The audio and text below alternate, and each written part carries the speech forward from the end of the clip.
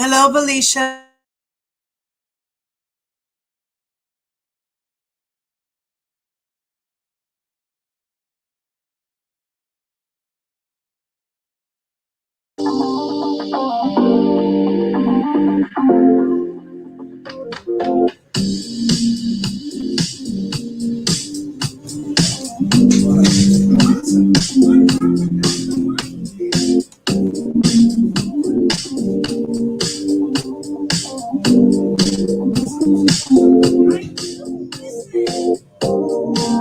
I have no idea, girl.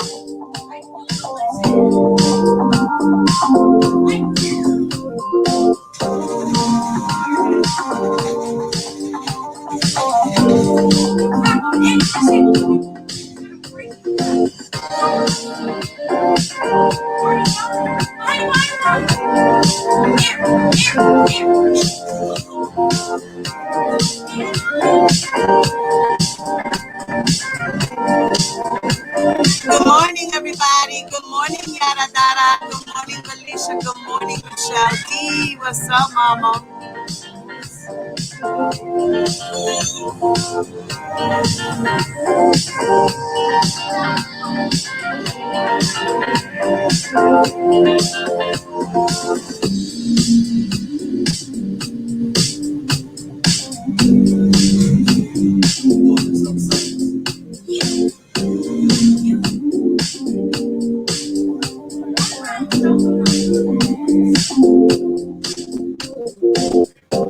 Let everybody get up in here. Good morning, everyone.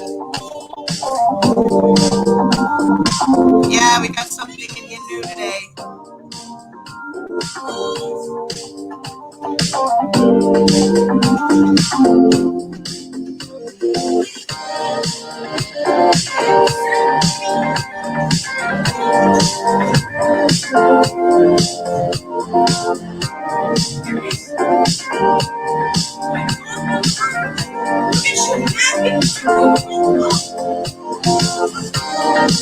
Good morning, Peter. Good morning, Bev. I'm trying to get into my Pacer account. It's bugging out on me.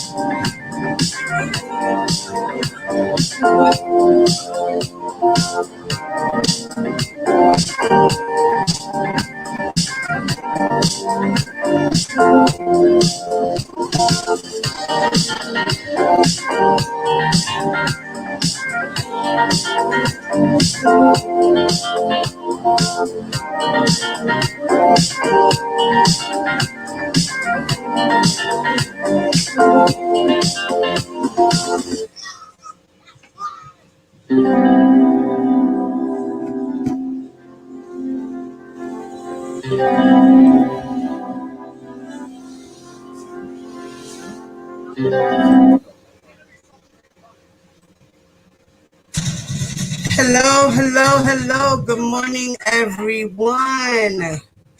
How are we today? Hello, Mom Life. How are you, sweetheart? Bev Davis, yada yada. Good morning, ladies. Good morning, and everyone who's in the bushes. Good morning. Well, today, this morning, there was a motion put in by R. Kelly's lawyers, specifically Mr. Calvin Scholar. And this was put in today, 9/14/2021. And it says motion eliminate by Robert Sylvester Kelly. Scholar Calvin entered it on 9/14/2021. And then the government responded, but their motion, the defense motion, was sealed. And the government's motion was not. So We don't know what they said, but we'll find out what they said due to the government's response to the motion in limine. Now, motion in limine has to do with evidence. Okay. Hey, Di Centavo, good morning, my brother. I am, Papi. You already know. Yes, sir. 10-4 on that. Okay. Now, the government put in a response, motion in limine, to admit GX484 and GX485 by USA as to Robert Sylvester Kelly by Miss Elizabeth Geddes. And she put in this motion 9/14/21. They also put in the deadline to receive transcripts for last week's trial reporting. Okay.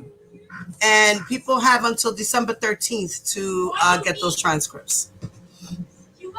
So, okay.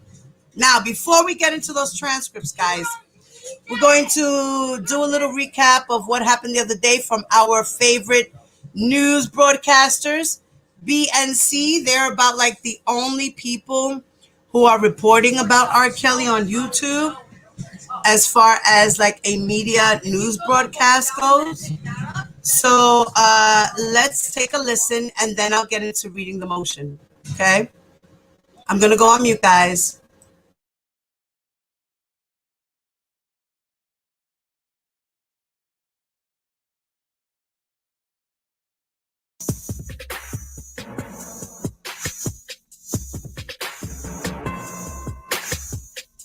Good evening, I'm Yorit Tawalda, and this is Making the Case. Jurors heard some of the most disturbing testimony yet as the prosecution wrapped up its case against R. Kelly in federal court today. Another accuser described the shame she felt over her sexual relationship with Kelly, a relationship she says he described as, quote, paying her dues. BNC's Dre Clark has today's developments from Kelly's racketeering and sex trafficking trial in Brooklyn. Angela, the accuser who testified, was very clear in her recollections and very confident in her statements, saying that R. Kelly knew she was a minor, but he still wanted to have sex with her repeatedly. Angela told the jury she was 15 years old, in high school, and wanted to be in a girl singing group produced by the great R. Kelly. That never happened. But what did quickly develop was a sexual relationship with Kelly. Angela said the first time she had sex with Kelly was at his home, and there were two other girls in the room. She said Kelly had sexual contact with all of them. Their sexual encounters continued, she testified, at Kelly's studio, his home, and on the road. Angela became a backup dancer for Kelly at just 16 years old. She said Kelly told her having sex with him is part of paying her dues. Then in 1992, Angela says she met the late R&B singer Aaliyah. She was told Aaliyah was the next hottest wave out of Detroit. She remembers it well because it was Aaliyah's 12th birthday. She then testified at some point between 1992 and 93, while they were on tour with Kelly, she walked in on Kelly giving Aaliyah oral sex on a couch. Angela said Aaliyah hadn't turned 13 yet. She recalled turning around right away and telling the other girls, don't go in the room. Angela stopped dancing for Kelly in the mid-90s. She said she never wanted to tell anyone what she did with Kelly sexually because she was ashamed. But she did appear in the documentary Surviving R. Kelly, talking about her experience. Angela said from day one, she was always told, whatever you do, protect Robert. Also testifying, Diana. She worked as R. Kelly's assistant for 15 years. She said she ended their working relationship in 2018 because she could not see eye to eye with R. Kelly's new management. She told the jury that sometimes R. Kelly would get upset and he would yell, but she never witnessed him abusing any of his girlfriends. And she also said, although she did quit several times while working for R. Kelly, she always went back because she felt like the people around R. Kelly, he couldn't trust them. She also says R. Kelly could not read or write, He had no information about his bank accounts, and he didn't even know his social security number. In New York, I'm Dre Clark for Making the Case. Today's testimony was disturbing, and much of it could be pivotal for the prosecution. Here to talk with me about today's developments is veteran prosecutor and BNC's legal contributor, Paul Henderson. Okay, Paul. So this witness, Angela, she testified she was sexually abused by R. Kelly beginning at the age of 15, says she saw him performing a sexual act with the late singer Aaliyah when she was only about 13 or 14. Now, what do you think the emotional impact of that testimony will be on the jury? I think it will be significant because a lot of people probably know who Aaliyah is. And I think it will make them very uncomfortable if they are believing the testimony of this witness that R. Kelly was engaged in sexual activity with her when she was as young as she was reported from the testimony. That's got to be powerful testimony to hear while you're sitting on a jury evaluating sexual behavior, inappropriate sexual behavior for someone. What I think is more important, though, or balanced out against that shocking news about Aaliyah that we weren't necessarily expecting to hear today in the testimony, was from another witness confirming about what the processing behavior was. And that's called, in legal terms, the grooming of how he got people to do things that he got them to do, these alleged victims. And that's going to be really important because you're hearing and connecting the dots on the jury about consistent behaviors, consistent rules, and consistent directions that were given out by R. Kelly and his team about what to do. And I know people are still really defensive about him in some communities and in some areas, and they're really judgmental about testimony and even the testimony today. That defensive approach to hearing this testimony, at least for me, it falls into pretty much three different categories. One, judgment about promiscuity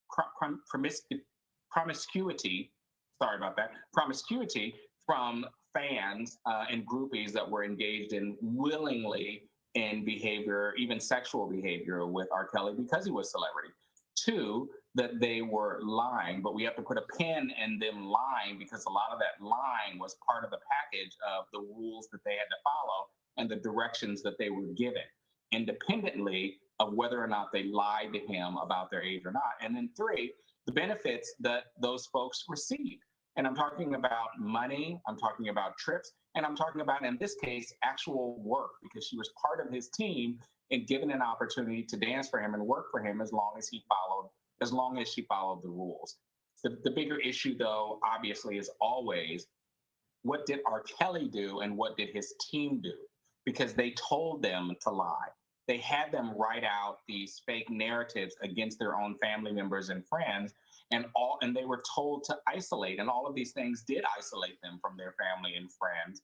And then if they didn't follow his rules, they were punished, and they were also, a number of them, exposed to STDs. That's a big thing, but the real issue, as always in this case, is his inappropriate sexual action with them. Again, because it's statutory rape, it is illegal at the time, and that's at the heart of why today's testimony was so important and relevant and connected to what we've heard in the past. Well, Paul, Angela also testified that Kelly told her that having sex with him was her, quote, paying dues if she wanted a career in the music business. Connect the dots of the significance of that phrase to the elements the prosecution needs to prove of a criminal enterprise. Sure. Well, all of that goes into the power differentiation that she held when she came into interaction with R. Kelly, right? So as long That's as a good question, Angela. that in order for her to work for him, in order for her to be associated with him or affiliated with him or to have a career or do anything, that she had to engage in illegal activity. That's it. That's the racketeering. All the prosecution has to show is that there were at least two separate instances where R. Kelly directed or R. Kelly benefited from illegal behavior that he orchestrated. That's the key. So him telling anyone that paying your dues and the paying the dues was illegal or illicit behavior, that's the racketeering charge right there. I think the prosecution has given the jury a plethora of things to choose from that they can choose to believe. And if they are true, again, more than one, just more than one, it just has to be at least two, then that's the racketeering charge right there. So it's really important that that conversation and that specific directive about paying your dues came from R. Kelly himself. And that's today's testimony. That's why it matters. Now, Angela said that when she was with Kelly, her mindset was, quote, whatever you do, protect Robert. That's something we've also heard from other accusers. How do you think the defense will use those comments to support their narrative? Well, they're going to show the prosecution, the defense will use that, do you mean, or the prosecution? Yes. Well, we know what the prosecution's trying to prove, but how do you think the defense would actually turn that to favor their narrative? Yeah, the defense is going to say that they were protecting R. Kelly because they wanted to protect R. Kelly. He didn't do anything. And now all of a sudden that we are years later and years out, they've all changed their narrative, or there was an absence of a narrative that's just coming out now. And they always had the choice, if they really believed that he was doing something, to have done it before, and they didn't until now, conveniently. So they'll try and undermine the testimony and try and shine the light on the fact that they thought that their job was to be protecting R. Kelly, and now they seem to have changed for whatever reason after they received all of these benefits, and that may undermine whether or not it's true of what they said. I just think that that's a difficult road to climb, given that we've heard over a dozen men and women testifying consistently about R. Kelly's behavior and his team behavior. There was a stronger nugget today from the assistant who has been with him consistently for 15 years. So we're getting there. Yeah. Oh, yeah. We're getting there. Diana, right? Okay. So earlier in the day, Diana, one of Kelly's assistants who you're referencing, wrapped her testimony up, but she was also labeled by some of the accusers as someone who would do Kelly's dirty work. Today, she said she quit several times, but would come back because she was worried about Kelly's well-being. This was a man, our BSC's Dre Clark actually mentioned it, that had no control over his bank accounts, had trouble reading and writing, didn't even know his own social security number. So here's a woman who, Paul, seemed to care more about Kelly's well-being than those he allegedly abused. Now, wouldn't this make some of her not so favorable testimony for the defense that much more credible to the jury? Absolutely. I think she is going to be their star witness, or so far, based on the testimony of everyone that I've heard, she has done the most to characterize a defense option for the defense team. And I would put her back on the stand if I were that defense team, to get her to articulate that, hey, out of all these dozens of people that you heard were in and out of his life for periods of time, that received money from him, that may have been promiscuous by your own standards and definitions, here's someone that was with him for a very large period of time, that was consistent in seeing him on the record, off the record, interacting on stage with these people, and she never saw anything. You heard her testify under oath that she never saw inappropriate sexual behavior, and we need to believe the people. And again, she wasn't just a fan of R. Kelly. She quit several times. She was objective. She had her own judgment. She spoke her own mind. And here she's telling you that she never saw any of these things. And if he were running an entire criminal enterprise, wouldn't the person that he paid to be his closest assistant be able to tell you more than what the prosecution is trying to tell you and the story they're trying to sell? That's how I would argue it. And I think I could make a persuasive argument. But again, this is one witness that was paid by R. Kelly for a long period of time against all of the other testimony we heard all of last week and this week as well. Well, Paul, we expect the defense will begin its presentation this week.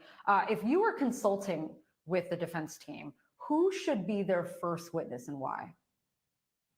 Well, I wouldn't, but if I were, it would probably be, I would probably put on the witness that we just heard immediately, just to remind the jury of what she said and undermine the prosecution's case. I'm really curious, though, before prosecution wraps, whether or not they're even going to put on a psychologist to talk about the mindset of a predator, or the mindset of folks that engage in statutory rape. And if they miss that opportunity, that would be one of the first things that I put on is a psychologist to argue against whatever narrative the prosecution is going to make about framing who R. Kelly was as a celebrity, talking about a cultural expert to talk about celebrities get judged differently for engaging in behaviors that might not seem normal to you or I, but for folks that have a big name and a big profile. They're engaged in things that we shouldn't be judgmental about, and it certainly doesn't translate into illegal actions, especially when they're engaging with consensual participants. So that's the direction that I think they are likely to take it, and I don't think they can go anywhere else given the testimony. All right, veteran prosecutor and legal contributor Paul Henderson, thank you so much for your time, sir.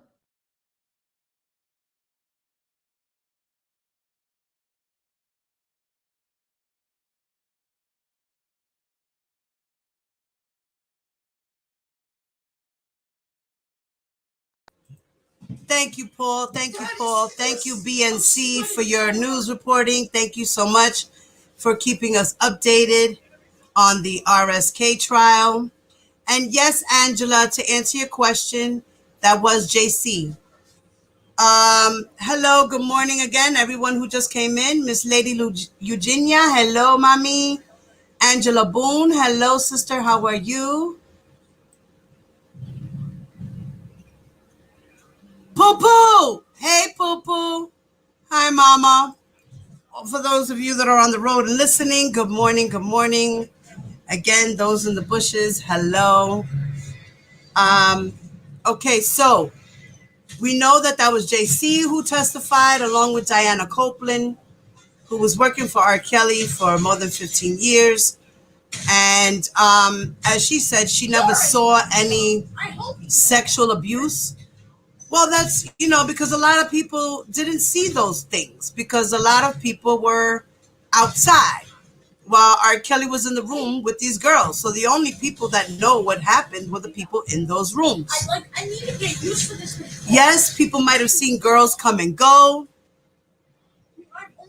They might have seen some of the girls actually get physically abused. But as far as the sexual abuse goes, nobody was really there except for the people that were in the actions, the girls, the guy, and the fly on the wall, and the Lord above who was watching. So, yes, we have a motion in limine that was put in today by the government. But before that, the defense team put in a motion in limine in regards to certain evidence, obviously, because that's what a motion in limine has to do with, evidentiary stuff. And hey, 100, good morning, mamita. And so we're talking about evidence and submitting evidence, and that's what a motion in limine has to deal with evidence, taking it away and adding it and things of that nature, and also producing evidence. Now, so as I said, the defense team put in a motion in limine. They sealed it, so I couldn't see it, but the government put a response into that motion to Judge Donnelly, and they didn't seal it. So we are going to find out exactly what was the defense's problem and the government's response to their issue. So let me pull this up on the screen for y'all. Sorry about the background noise, guys. My family is in my room. We are in the same room together. They're sharing the TV and I'm on the computer. So yes, please drown out the noise in the background if you can, possibly. Thank you. One day I will have my own room, guys. Don't worry. I will. My own little home office. So let's see here. Let's make this big so everybody can see.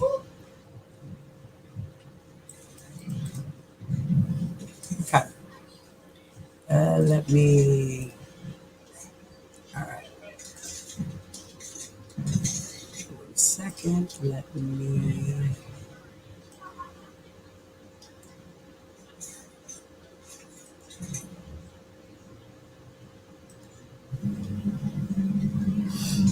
I don't know, which watermark should I use? The little one or the big one?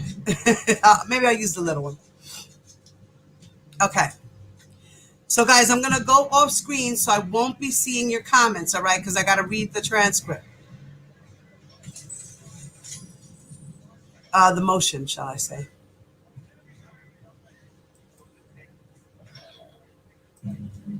Okay.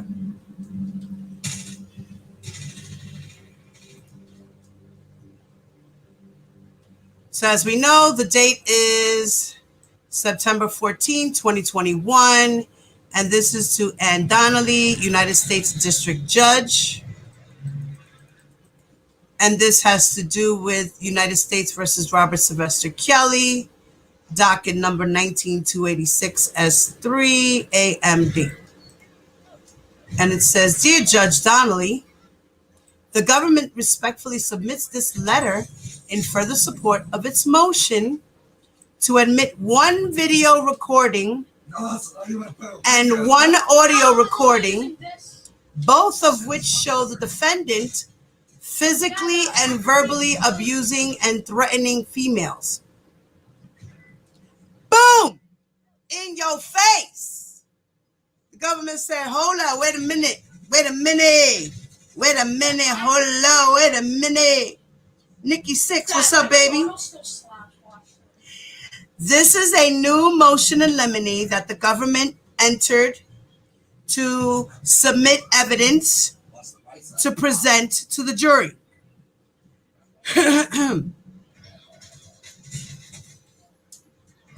Yeah, but no. We are going to get it in. We are going to get it in because Auntie Ann ain't going to play that. She's not going to play that. She going to let it be known. Yes, motion granted. Because a lot of it, as they're saying, is hearsay, right? All this hearsay. Everything is hearsay. But yet they're not realizing what the defense is doing. They are using corroborating evidence, okay? Now they're going to get to the actual physical evidence, the actual evidence to prove these things really did happen. These girls are not lying. These things really happened. Here's one motion. Here's one video, for instance. Here's this audio recording. Here's this paperwork. Here's this. They're submitting evidence. Don't worry about it, guys. The videos are coming. Can't you see? Look. Physically and verbally abusing and threatening females for the reasons set forth below. It's been like 20 months. And in the government's motion to admit other acts evidence, government's motion to admit certain uncharged acts dated July 23rd, 2021, docket number 133, government's motion at 28:30 through 30, the recording should be admitted at trial.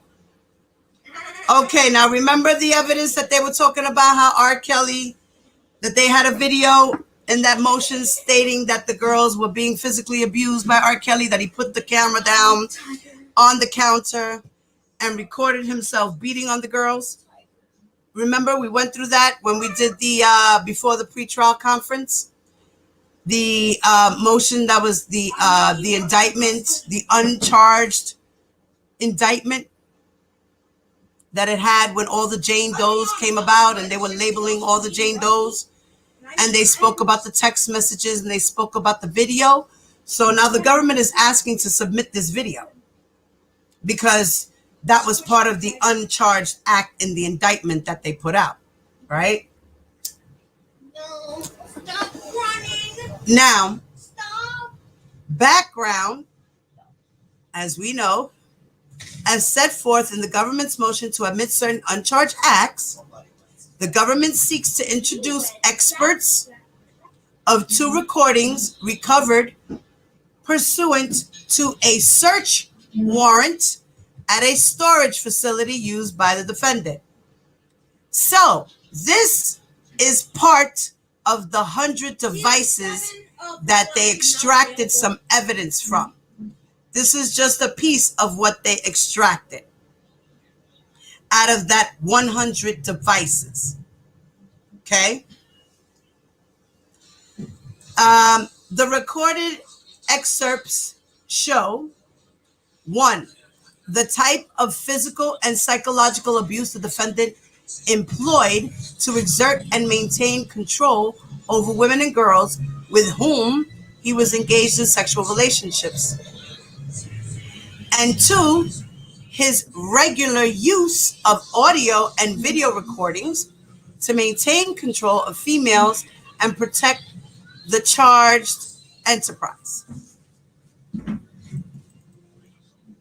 So they have videos corroborating that he's using physical force on the girls to keep them in control, as well as physical force to keep them shut from not talking.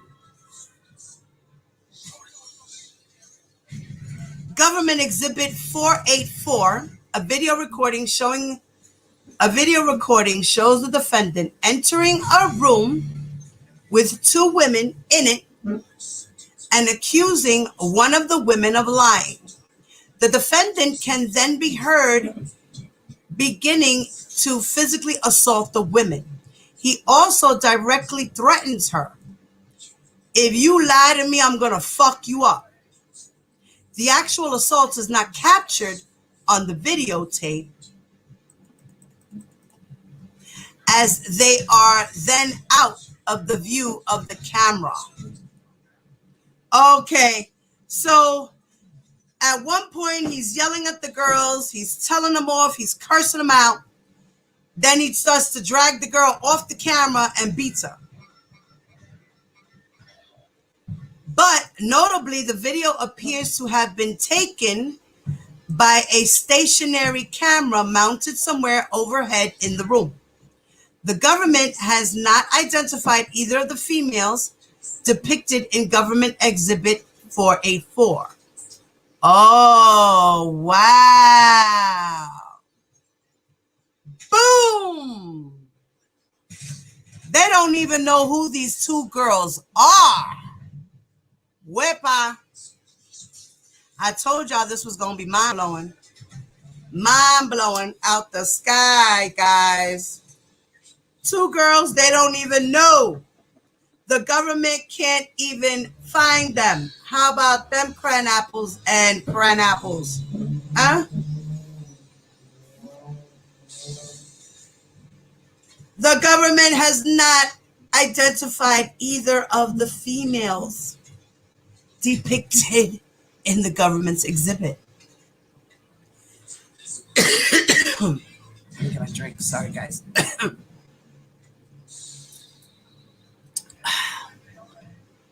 Okay. Okay. Boom. In your face.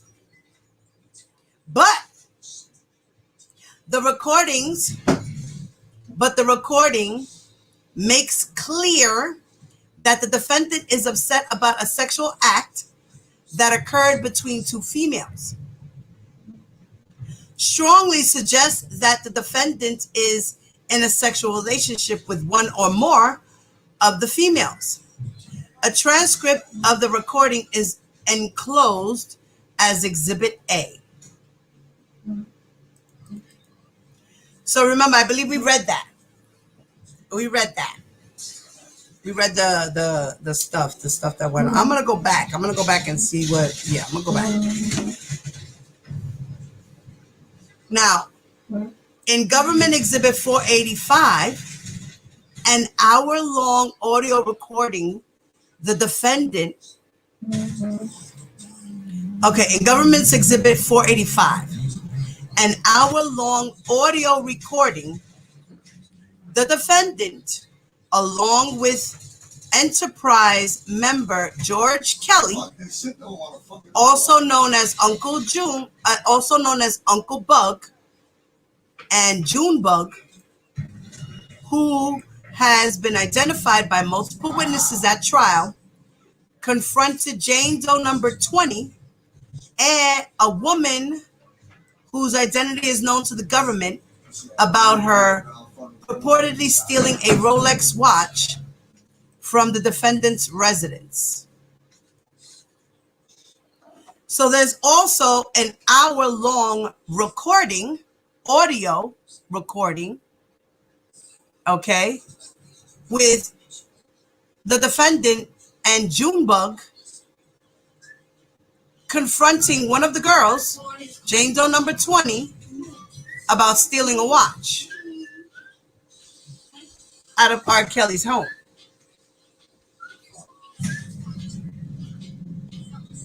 Now I get it. She stole a watch. All right. You know what? Make a police report. Make a police report. You're always talking about how the girls should make police reports when you did your crimes.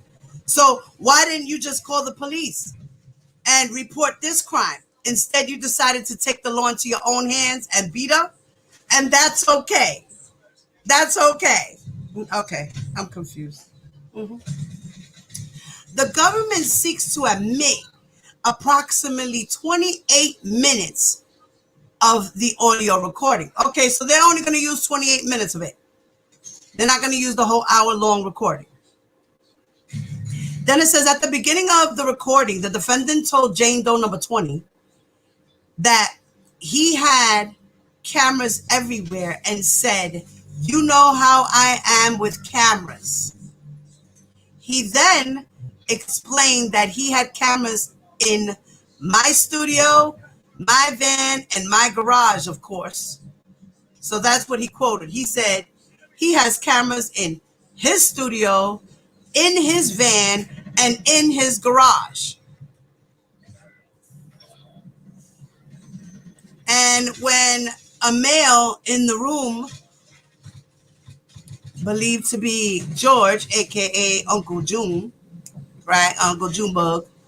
What are you looking for, Bobby?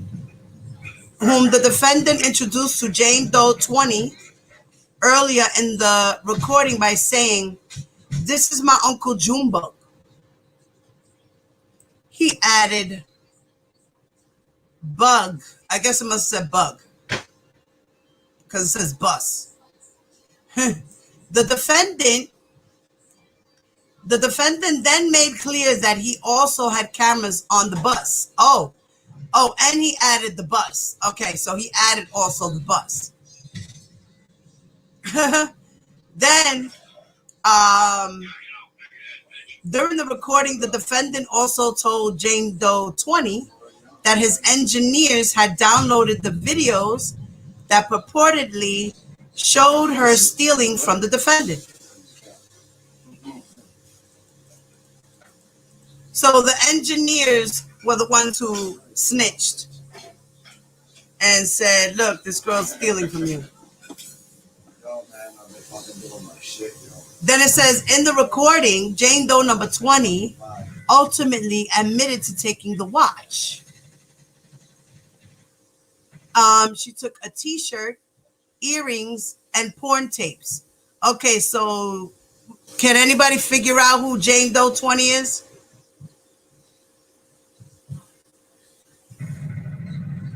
Okay, so we pretty much know who Jane Doe 20 is by now, right?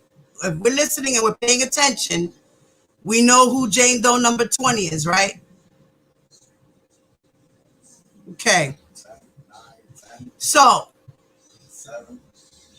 when she admitted that she took the tapes, the defendant asked her what she intended to do with them, and she said that she only intended to watch them. After Jane Doe number 20 admitted to taking the items, the defendant berated. So, wow. So you mean to tell me R. Kelly had in his storage this audio recording from 1999?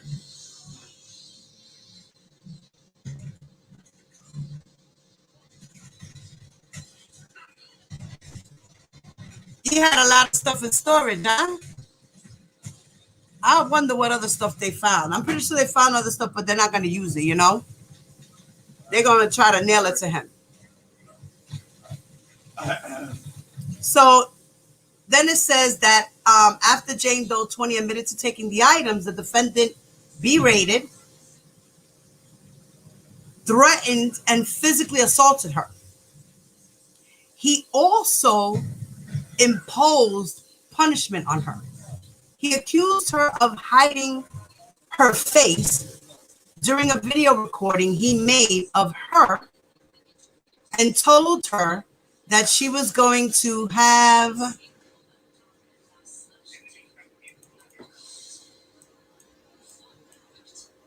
okay, I'm going to go back up here because this here, this number 1 and this number 2, it's implicated here. You see how it says 2? So this statement here in the recording of Jane Doe number 20 talks about it here, this little something. All right, so part 1 had to do with where? Right here. Part 1 had to deal with in Government Exhibit 485, an hour-long audio recording. All right, so it talks about the audio recording. And part 2 has to do with her admitting when she took the tapes and him getting upset. All right, so let me just read that first, and then we'll go down to the rest. All right, so according to the CD, it says, the CD sleeve containing the recording is dated, 2008. So the recording was done in 2008. That is when R. Kelly trial was up. He went to trial in 2008. He was indicted in 2002. It took 6 years for his trial to come. So Lisa Van Allen did say in her book that she did return back with him. And she said in her book that the last time she had any sexual contact with R. Kelly was in 2007. So she was still with R. Kelly while this trial was going on.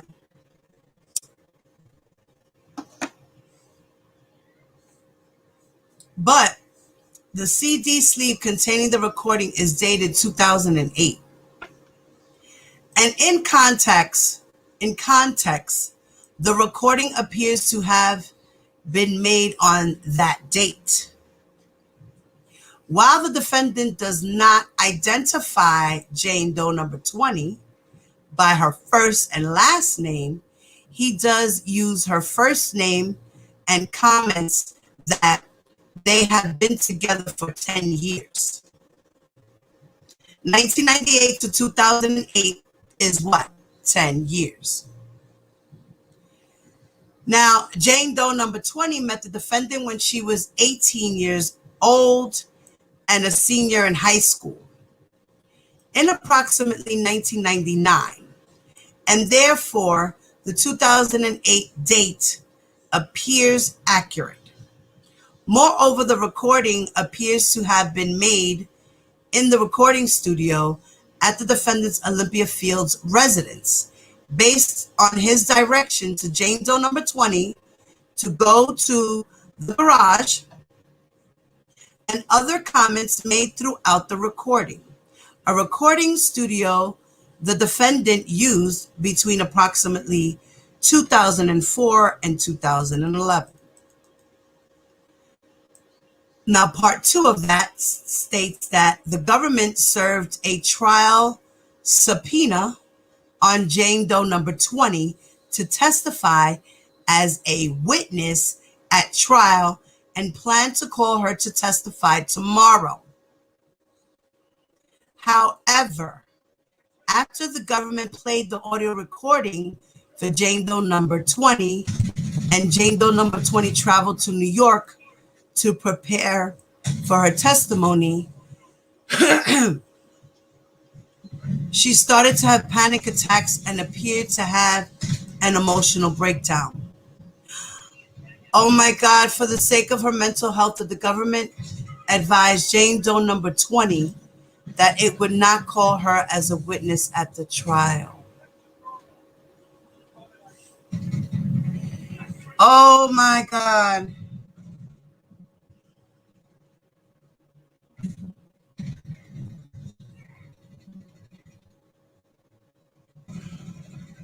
Let me repeat that again.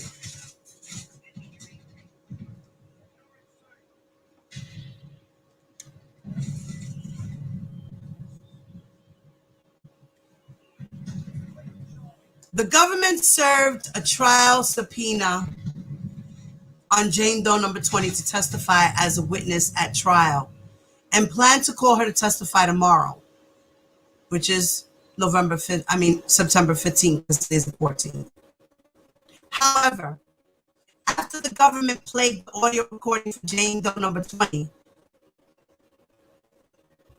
they played her the recording.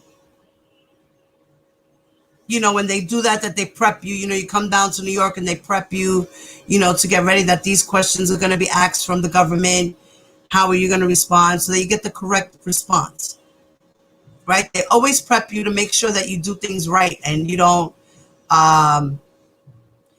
fumble or get confused. They coach you on their questions and how they're going to ask so that you can understand the meanings and terms and things of that nature when they ask you certain questions and how you should and shouldn't respond. Okay? That's natural. That's what everyone does on both sides. Everybody has to get prepared for trial, no matter what. They always have to coach you. They have to coach you on your testimony, what you said, what kind of questions they're going to ask of you, and how you have to respond. So you don't look like a crazy all over the person place. Just be yourself, tell the truth. They tell you things of that, don't get nervous, if you do, you can act for a moment. They tell you how to do it. If you want to stop for a moment, you have to ask the judge the permission, not us. They coach you on what the court rules are and how you should do it. But now they played it for her. And Jane Doe number 20, she came to New York to prepare for her testimony. And then she started to have panic attacks and appeared to have an emotional breakdown. Like she relived that shit. They played the recording for her and she had a flashback. Mental health is real, man. Anytime someone talks about their abuse, they're reliving their trauma over and over again. And when people make fun or ridicule you or put you down and say, oh, well, why were you there? And who were you with? What clothes were you wearing? Weren't you too young? You should have been at home. And things of this nature, putting the blame on the victim. That's victim shaming and blaming. This is why a lot of us women do not come out. We keep it to ourselves for as long as we can. Until one day we get the courage to just spill it and say it. You have to let it out and tell someone eventually, because it will eat you up alive inside for a long, long time. And even when you do say it, sometimes it doesn't work. The trauma will never leave you. So yeah, when somebody is making fun of someone else's pain, the person gets hurt and damaged. And the person will react. Whether they go in the corner and they cry, whether they think about committing suicide, whether they decide to close themselves in and get into a deep, deep depression. Do you know a lot of this stuff that's going on now has bothered me? It hurts. I am a real victim. And it hurts when someone makes fun of my pain and my trauma. These people lack empathy, sympathy. They lack human nature.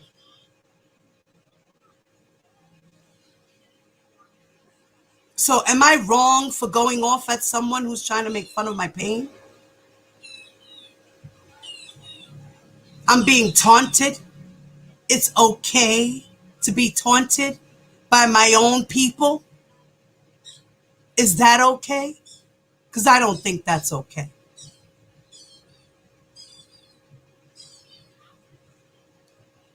So when someone flies off the handle or goes into a depression or thinks about suicide, it hurts. All the way around. Hurt people, right? You must have been hurt in order for you to want to hurt me. Right? So it's a tit for tat thing. It's human nature. It happens.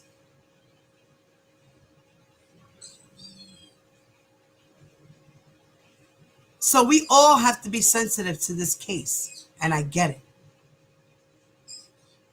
But it can't all be one-sided. The other side has to understand that too.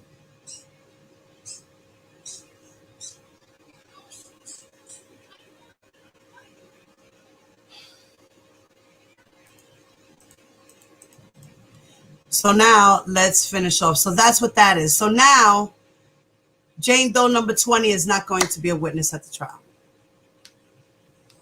They just want to at least just use the evidence that they have to corroborate the story, that the narrative showing that R. Kelly used his enterprise to help him be complicit in crimes. That's a racketeering. That's an enterprise. He used them to do his bidding. They aided and abetted. And everything they did was in direction of R. Kelly, the head CEO, the sole proprietor, who had his soldiers, his commission run underneath him in direction of. Yes, people snaked him because he was a snake. Point blank, period. That's how I see it. So let me finish here. So in this part, it says that he also imposed punishment on her. He accused her of hiding her face during a video recording he had made of her and told her that she was going to have to remake the video. And then he said, and I'm going to quote what he said. He said, "Do what the fuck I tell you to do, and you're gonna do it fucking right." And then it says, at the end of the recording, the defendant directed Jane Doe number 20 to go to his garage and stay there until he directed her to come out. Stop, Josh. So they have the actual recording, guys, okay? The actual footage, the audio recording, and they have footage, video footage, okay? And in this video footage, he tells her, "Do what the fuck I tell you to do, and you're gonna do it fucking right." And then the defendant directed Jane Doe number 20 to go to his garage and stay there until he directed her to come out. And if that's not keeping and holding someone hostage, I don't know what is. He told her that she could not make any calls other than to him and the studio. So the phone that she did have was, of course, his own phone, because he always swaps phones. He tells the girls, "Give me your phone, use this phone. And this phone is only to be used to call me and anybody in my team. You are not allowed to speak to no one else." Right? Right. Then the defendant also made several admissions during the recording, including that he and Jane Doe number 20 had been together for 10 years and that he raised her. He raised her. Daddy did his job and was raising her. Daddy was raising other people's children and his own at the same time when he had them at that time. 1998. He had babies. Thank you. You're welcome. What are we doing for lunch? Okay. At the very end of the recording, after several minutes of silence, the defendant's engineers can be overheard saying that they would have strip searched her. Wow.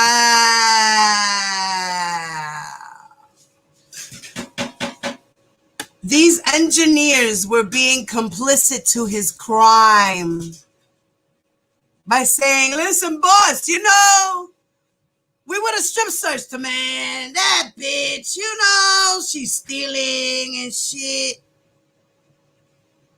You know, we would have strip searched her ass. You know, boss. If that's not an enterprise, I don't know what the fuck is. Ha! Thank you, baby. Oh, no. Thus, in context, the recording appears to have been made in the recording studio itself and with the knowledge of the defendant's engineers. Well, looky here. People who were complicit to the abuse. You know, a lot of people in here were complicit. A lot of people should be locked up right along with R. Kelly. I agree. One man ain't no enterprise. I agree. I could get it now. I could get it now. But he's the man of the hour, bro. He's the one that made people do things in direction of. You know, and some people were actually complicit, like, nah, man, you know what? We should do this or you should do that.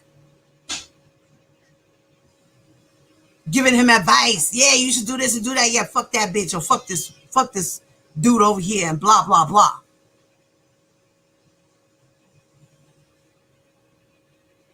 As noted above, they should all be locked up. As noted above, the defendant also said on the recording that his engineers downloaded the videotape that purportedly showed Jane Doe number 20 stealing the watch. Now, an excerpt of the threats made by the defendant on the recording is set forth below. And the full transcript of the recording is enclosed as Exhibit B. So here we go. This is what was said. There's only one way you're gonna get rid of this. For me to trust your ass again. You're gonna do the fuck I tell you to do. When you made the fucking tape for me and I looked at that shit, you was hiding your fucking face all over that shit because you didn't want to be seen. I told you to fucking trust me. And here it is. I can't fucking trust you. You're the one who's fucking untrustworthy. I'm a loyal man. Shut the fuck up. You're gonna do that shit for me for fucking free.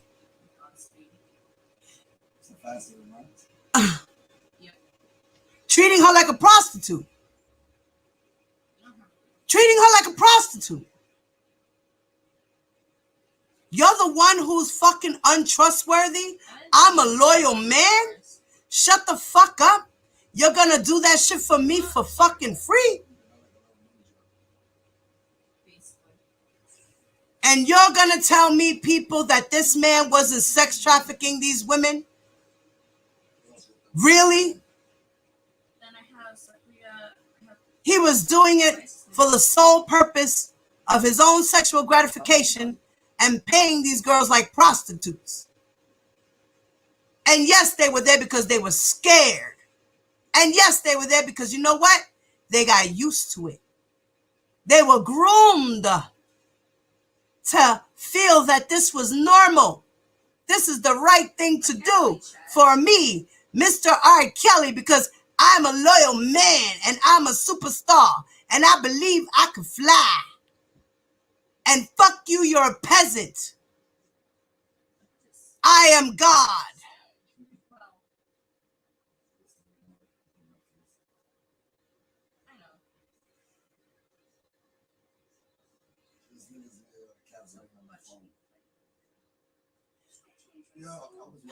And he continues to say, and you ain't gonna hide your fucking face on me.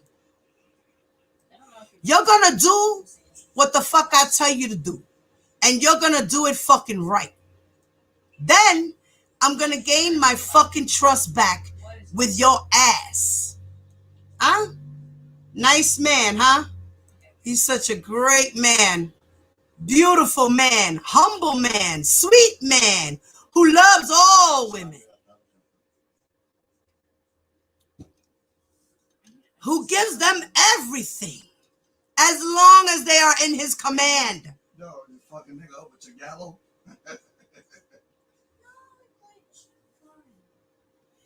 He used these women, these innocent girls who saw stars in their eyes and believed in this man to raise them to be women.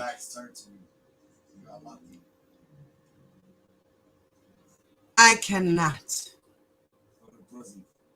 Then he says, if I even detect you trying to hide on that shit, I'm gonna blow this shit the fuck up. Do you hear this shit I'm telling you? I fucking raised your ass. I raised you.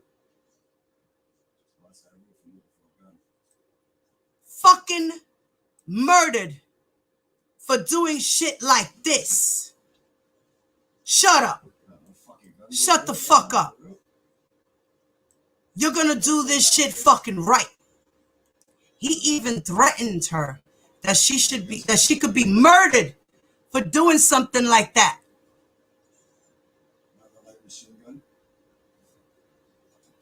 And this is just about her not showing her face on video. This is why he's abusing her right now. Because she didn't show her face on the video. Because his video didn't look good. It didn't look right. You messed up my video, man. You're supposed to be a professional. What kind of a professional are you? Now you're going to do it for free. She was making porn videos for him. Literally. And he was paying her for it. He was making porn and paying the girls for it. Here you go. Good job. Good job. Good job. 13, 14, 15, 16, 17-year-old girls. And women. Then he continues to say, you're gonna gain my fucking trust because you fucking owe me that. You hear me? You fucking understand me? You gonna do what the fuck I tell you to do to gain my motherfucking trust. You better not ever in my motherfucking life take from me again, or I will be in Florida and something will happen to you. Oh, so it's also about taking the stuff from him. Then he says, you understand what I'm telling you? Now you go to that fucking garage. You chill there until you hear from me. You understand me? You take your fucking phone. You don't call no motherfucking body. And I will know if you did. You can go in the closet. You can go wherever you go, wherever you're gonna go. But I'm going to know if you did. You come over here for something to eat, or you call to me, and that's the fuck it. Until I tell you go back in that. Until I tell you to go back in that room. Okay? Do you hear me? Go to the garage right the fuck now. When I come and get you this time, you better be fucking like you're supposed to be fucking be. And you know you held back on that tape. Now, don't you? You're not going to do that no more. You bet the fuck not. Go to the fucking garage. You hear me? You're not gonna tape until I tell you. When I tell you, I don't give a fuck if you're coming out of your sleep. You better be fucking ready. Do you understand? So now he's gonna torture her for lying, taking the tape, and fucking up on a video. All in one motion. And this is cool. This is not abuse. Like I said, where's his police report? Why couldn't he call the cops and have her arrested? Huh? Why couldn't he do that to protect himself? Riddle me that. I better feel like you asked me to do. You make no fucking calls except the studio or me. Wow, what a great man. This man is so honorable. We love you, R. Kelly. We love you, R. Kelly, because you are the man who believes you can fly. You are the man because you make such sexual music. You make me want to make babies. Oh, yes. I love you because you are such an honorable, loyal, sexy man. And I will do everything I'm told.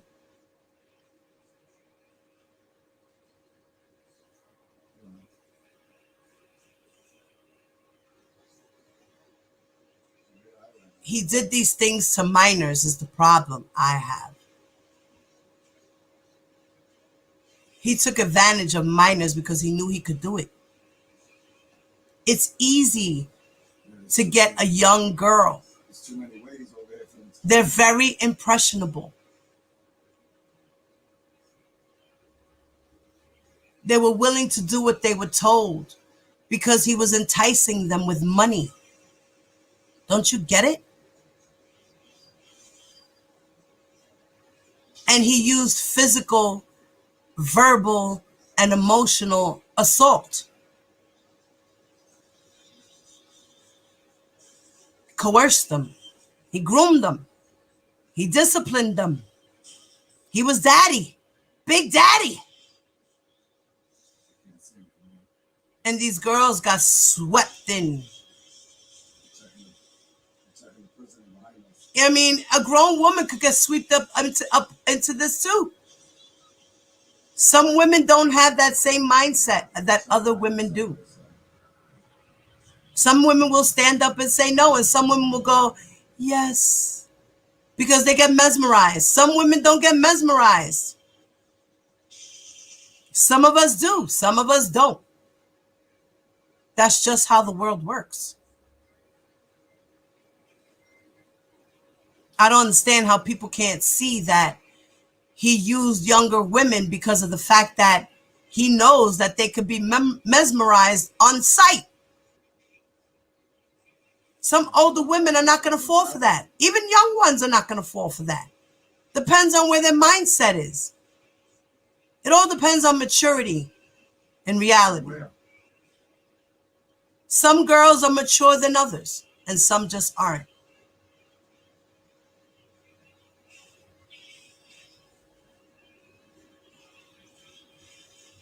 Then it says, also on the recording, the defendant expressly threatened Jane Doe 20 that he would be in Florida and something would happen to her if she stole from him again, and commented that people get murdered for doing what she did.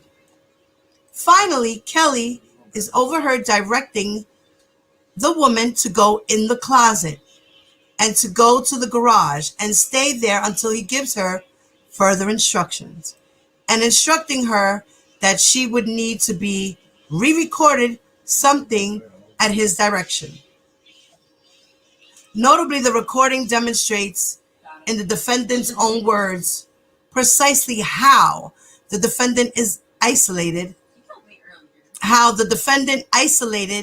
and confined one of his girlfriends in a room using threats, physical and psychological abuse. Notwithstanding the presence of a phone and ability to make calls, you make no fucking calls except to the studio or me, as he was quoted. During the final pretrial conference, the court held that 2 recordings described above would be admissible, explaining the next category of evidence has to do with audio recordings that depict the defendant yelling and physically assaulting women, and those are clearly admissible as direct evidence of the methods used to perpetrate the enterprise, and it is direct evidence of the defendant participating in it. It's not more inflammatory than the charged offenses.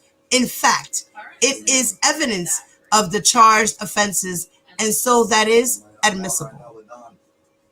So, remember, Judge Ann Donnelly said, yep, it's admissible. Now, transcript of August 3rd, 2021 pretrial conference at 34:35, the court's ruling remains a sound one. So, as further set below, the recordings clearly demonstrate the means and methods of the charged enterprise. So, so the problem is that the defense team put in a motion to take this evidence out. They didn't want this evidence to be admissible. But Judge Donnelly in the pre-trial conference said that it was admissible. She made a ruling to let this in because it further proves that he was abusive to the girls, along with part of his means and methods of using his enterprise. Okay? So it's to further prove the racketeering, right? As well as coercion, enticement, inducement, and things of that nature that go along with the racketeering, right? Okay.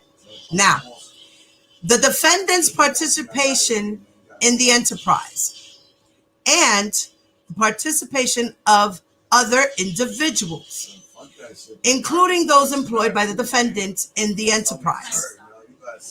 The recordings also serve to powerfully corroborate the testimony of various witnesses at trial. Like I said, corroborating. They're trying to corroborate all evidence, whether it's hearsay, quote unquote, by another person who was a witness to the crime, or whether it be tangible evidence. Tangible evidence, whether it be pictures, videos, memorabilia, trophies, things of these tangible evidences, right? Then it says, the recordings also serve to be powerfully corroborate the testimony of various witnesses at the trial who have been brutally cross-examined by the defendant and who the defendant has argued and will undoubtedly continue to argue are lying and unworthy of belief. She's like, listen, the defense team keeps brutally cross-examining these girls, right? And they keep arguing, that these girls are undoubtedly lying and unworthy of belief. So she has to Remember, let this in because she already ruled that this would get in, and this is more physical evidence. Proof to slap you in the face with. Pow! Pow! Kelly, what you did? Pow! What you said you didn't do? Pow! In your face. Y'all want more in your face evidence? Well, there it is. Okay? So why are you trying to hide it? Huh? Huh? The defense team, Mr. Mechanic? Ah? Why you want to hide this? Huh? Huh? Ha ha! In your face evidence. Okay? So let's get over this hearsay shit. Okay? Let's get over that. All right?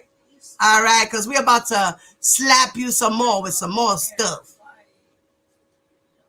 Now, the jury should be permitted to see direct evidence of the charged crimes contained in these recordings.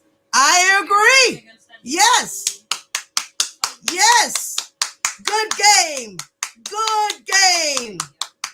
Good game to the prosecutors. Yes. This is what the defense wants. Right, guys? Right? All you Kells Nation people, right? Y'all want to see video evidence? Oh, you got me.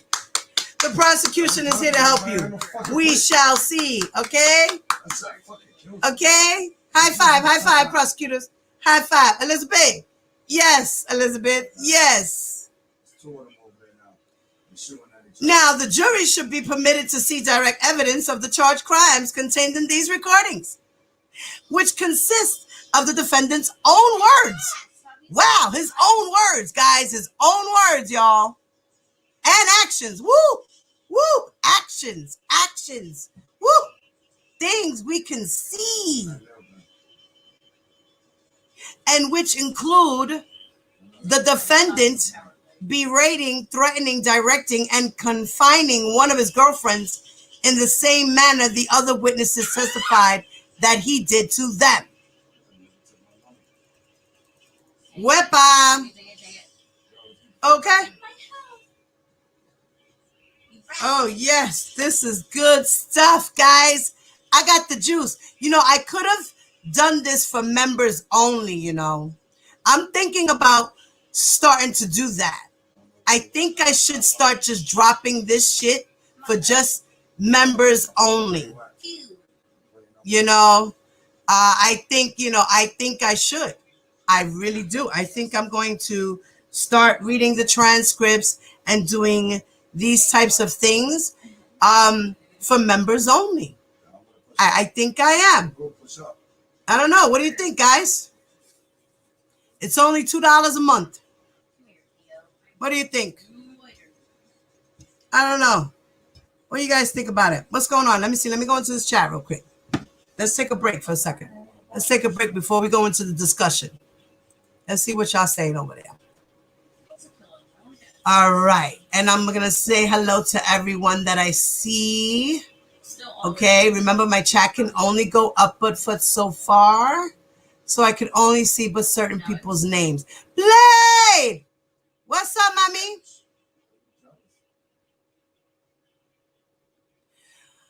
Okay, Tiz. Okay, Joanne, hello. Okay, let's see here.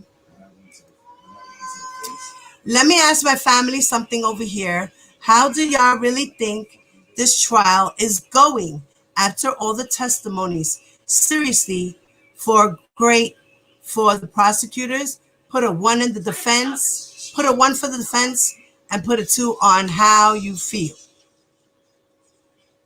Oh, okay. All right, guys. That's a good question, Joanne. Thank you. All right. Honestly speaking, guys, all of y'all, we got 80 people in here, right?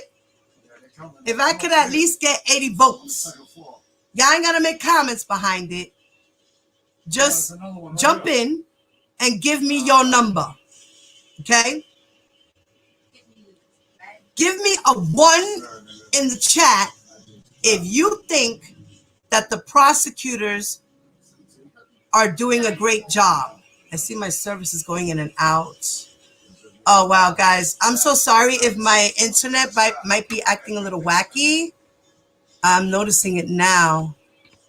All right, put a 1 in the chat if you think that the prosecutors are showing their strategy. If they're proving their case. Put a 1 in the chat if the prosecutors are putting if they're proving their case. And then put a 2 in the chat. See, there it goes again. Put a 2 in the chat if the defense is proving their case. Okay. We got a bunch of 1s. We got 1, 2, 2 2s. Okay. Okay. Okay. All right. 2. Not a great job. They're sinking the whole ship. So you think the defense is doing a good job of proving their case, or 1 that the prosecutors are proving their case? Okay, that's a good one, Joanne. I'm gonna see if I could do a couple of polls. Let's see how that goes. All right, let's see any other legit good questions here. Yes, facts. They can't handle the proof. Okay. I heard that she won't let no videos and then they don't really have any yawning. You're really having a what do you think? Well, no, in the pretrial conference hearing, which we went over, as well as with Miss Empowered Esquire, she let us know that, yes, they are submitting this evidence. She ruled on submitting a lot of evidence. She sure did.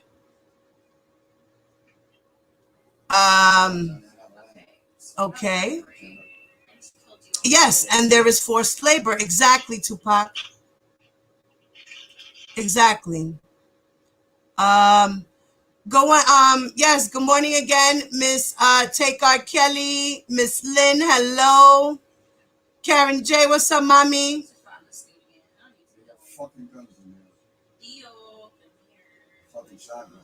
Heard he was crying yesterday, so is he finally realizing he has been exposed? Who was crying yesterday, Karen? R. Kelly? I didn't hear that. Okay.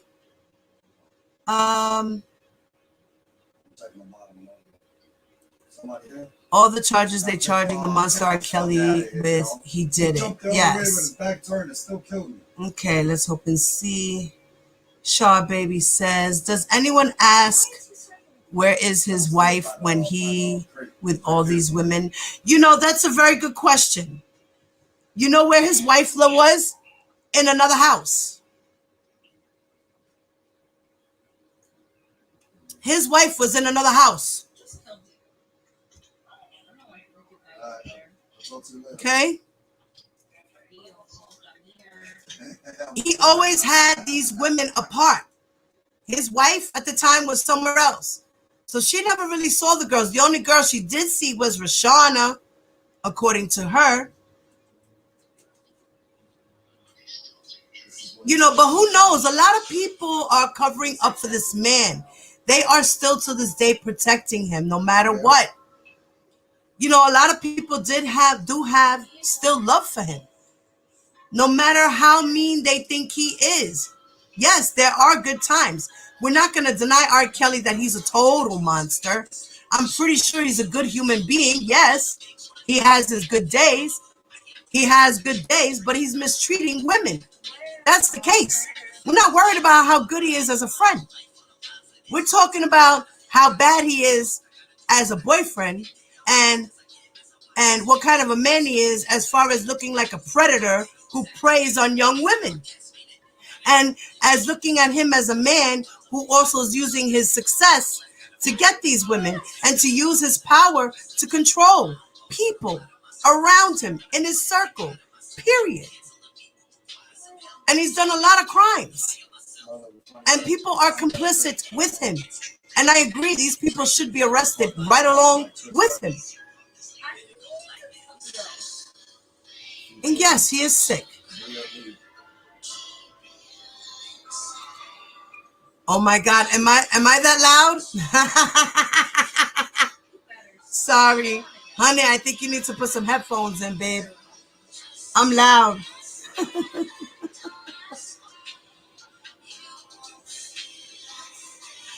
This is good, Karen. I agree. I think it's interesting. The world didn't even realize he was even married until it was over. She probably in those video depictions. Hey, she just might be in some. She just might be in some. I think you're right, Karen. I think you're right.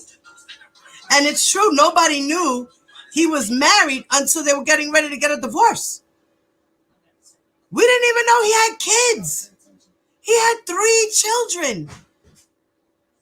In the midst of him waiting for trial, in the midst of him being locked up in 2002. And he was still committing crimes with minors. He had John Doe number 1 and John Doe number 2 and Geronda Pace. And was still messing around with Lisa Van Allen. All at the same time. And still with his wife until 2009. This man was leading a secret life.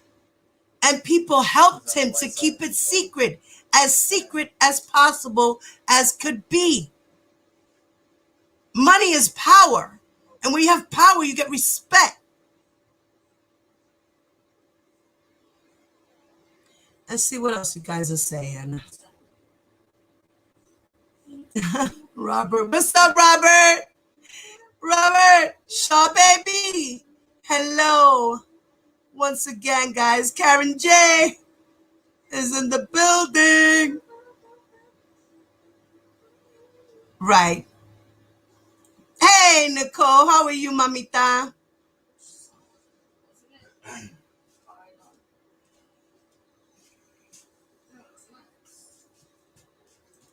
Oh, yes, Robert is the man. Larry's gone, but Robert's the man that knows a lot about the case. That's our brother, yes. Sorry, I'm a mess. Robert, matter of fact, would you like to speak? The ladies would love to hear from you. Are you on your lunch break? Do you have the time, bro? Oh, yes, Karen J. Thank you, sister. Thank you, mamita, for putting that up. Matter of fact, guys, please, we are low on our donation funds. If you can, please, please, please continue to donate, okay? We're good for now. We got enough days to go through, okay? But we need to continue. So if you can, please continue to donate. Right now, the transcripts are going to be coming in slowly. So we are taking our time. We are reading the transcripts. My brother Admis is always, he's on it like this, you know. He could do it faster than I can. I'll come and read eventually wherever he leaves off. I will pick up and we'll do it that way because he has a lot more time with how he schedules. I'm pretty much still all over the place. So, you know, please, if you can, you guys, when he does the transcripts, if I know that he's going to go live, I will share it on my community so you guys can go straight over and check out the transcript reading with Atmos. Okay. Yes, thank you. And remember, it's you can also Cash App this blessed house, which is Atmos. That's his handle for Cash App. This blessed house. Okay, anything you could give, guys. And when you do, guys, you can also get a transcript or 2. All right, just keep donating. Send me your emails as well, and say, hey, Diva, I donated to Atmos. Can I get the transcript? Or if you have Atmos's email information, you can just straight up ask him. He will send it to you as well. So that's what we're doing over here. We're giving out the transcripts to those who donate, okay? Because, you know, you guys deserve it. You guys earned it. You guys helped us achieve our goal, okay? And I think that that's only fair that you guys, you know, receive a token of a memorabilia that you guys can have with you forever as to, you know, this high profile case and to the man that we all once loved or still do. You know what I mean? So yes, please don't forget, okay, guys? Thank you so much. You can even Zelle me 347-664-9253. And you can also PayPal me, okay? For those who don't have Cash App, you can Zelle. For those who don't have PayPal, who don't have Cash App or Zelle, you can PayPal me, okay? It's Diva Divine Light, all right? And if you want to donate to the channel, just say, you know, in the text when you donate, this is for you, Diva. And when you're gonna send money for the transcript, say, hey, Diva, this is for the transcripts, or Diva, this is half for you and half for transcripts, something to that nature, so that I know I can separate the funds, okay? Because I do have some bills coming up here soon. And yes, your donations do help me to keep my internet and also my StreamYard monthly bill. So along with books that I purchase and things of that nature. All right. Let me continue, see what else we got going on. Then I'll continue reading. Oh, yes. Thank you, Charlotte. Hey, Charlotte, how are you, honey? By the way, shout out to you, Mommy Charlotte. Yes, mental hostages. Yes. This is correct. There is such a thing as mental hostage. A lot of people don't get it, but it's a true thing. Well, honey, it is, right? This is a scary thing. Like, this man is really dangerous. I mean, some women are, you know, they do like to be abused because it's something that they've seen that was normal growing up. And, you know, some of these women have to understand this is not normal, guys. This is not normal, man. This is not normal behavior for someone. And this is definitely not love at all. This is control and this is abuse.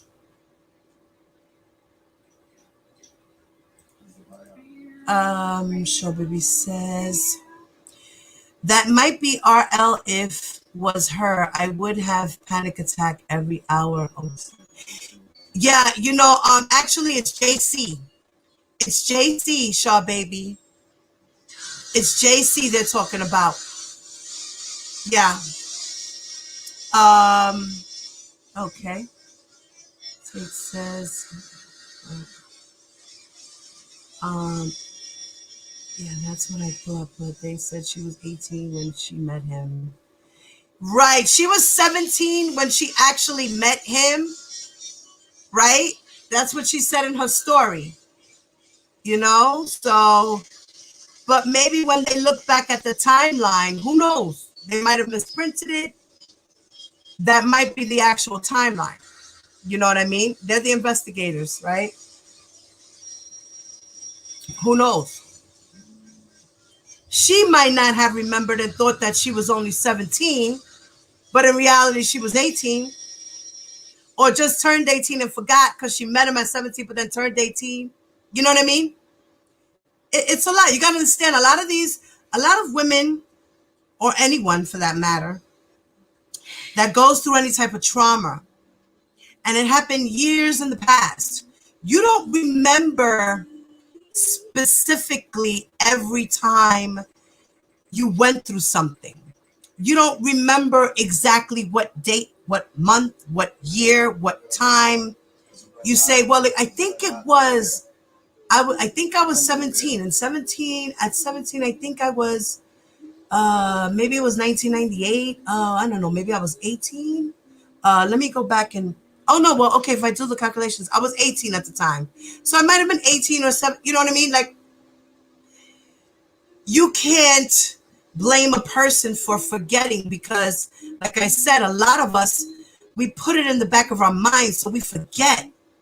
You know, we don't think about that in our day-to-day lives every day, unless we stay in a depression where we have to constantly go to some type of therapy to understand what we're going through and to continue to have support, because maybe we don't have support and we need someone to talk to.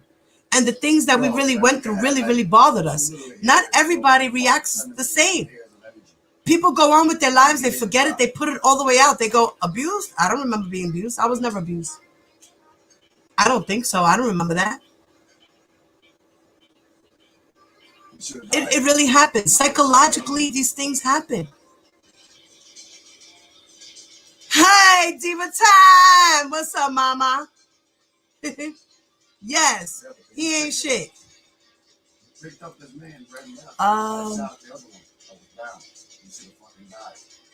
Okay, that's why it's no need to argue with them over there. Everything is in black and white. Right, Yada, I agree. You know, we over here. We over here are just reading and learning, and that's it. That's all.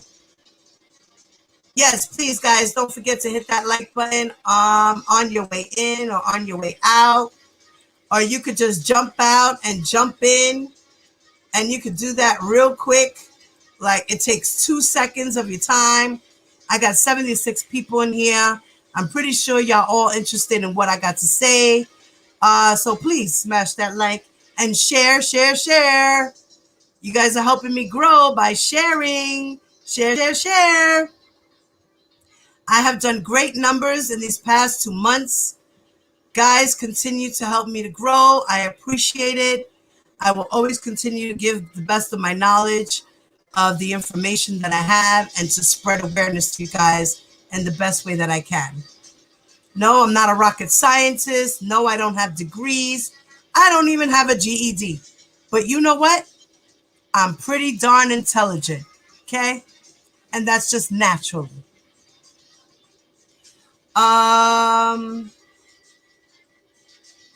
Okay.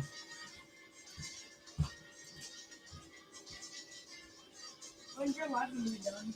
In a little bit. I'm almost done. Okay. Oh, good question. Why didn't R. Kelly sue any of these victims that are claiming a lying? Yeah, that's yeah. Because you know what? Supposedly that's slandering his name and things of this nature. So he could have had a lot of opportunities to sue these victims. Like, why is she going around writing a story about me? I need to sue this magazine and this person. Let's go. Okay. Now, teenagers, 13 to 19, mind over matter. Thank you, Charlotte. Exactly. Hey, Travis. Jacqueline Jones. What's up, mamita? And Travis, how are you? Thank you so much for everything you do for me, bro. Rocking with the truth, my girl. What's up, mamita? Always in the bushes. It's all right, baby. Don't worry. We love you. Keep doing your thing, mama. Work. Okay, that's what I thought because of the tape.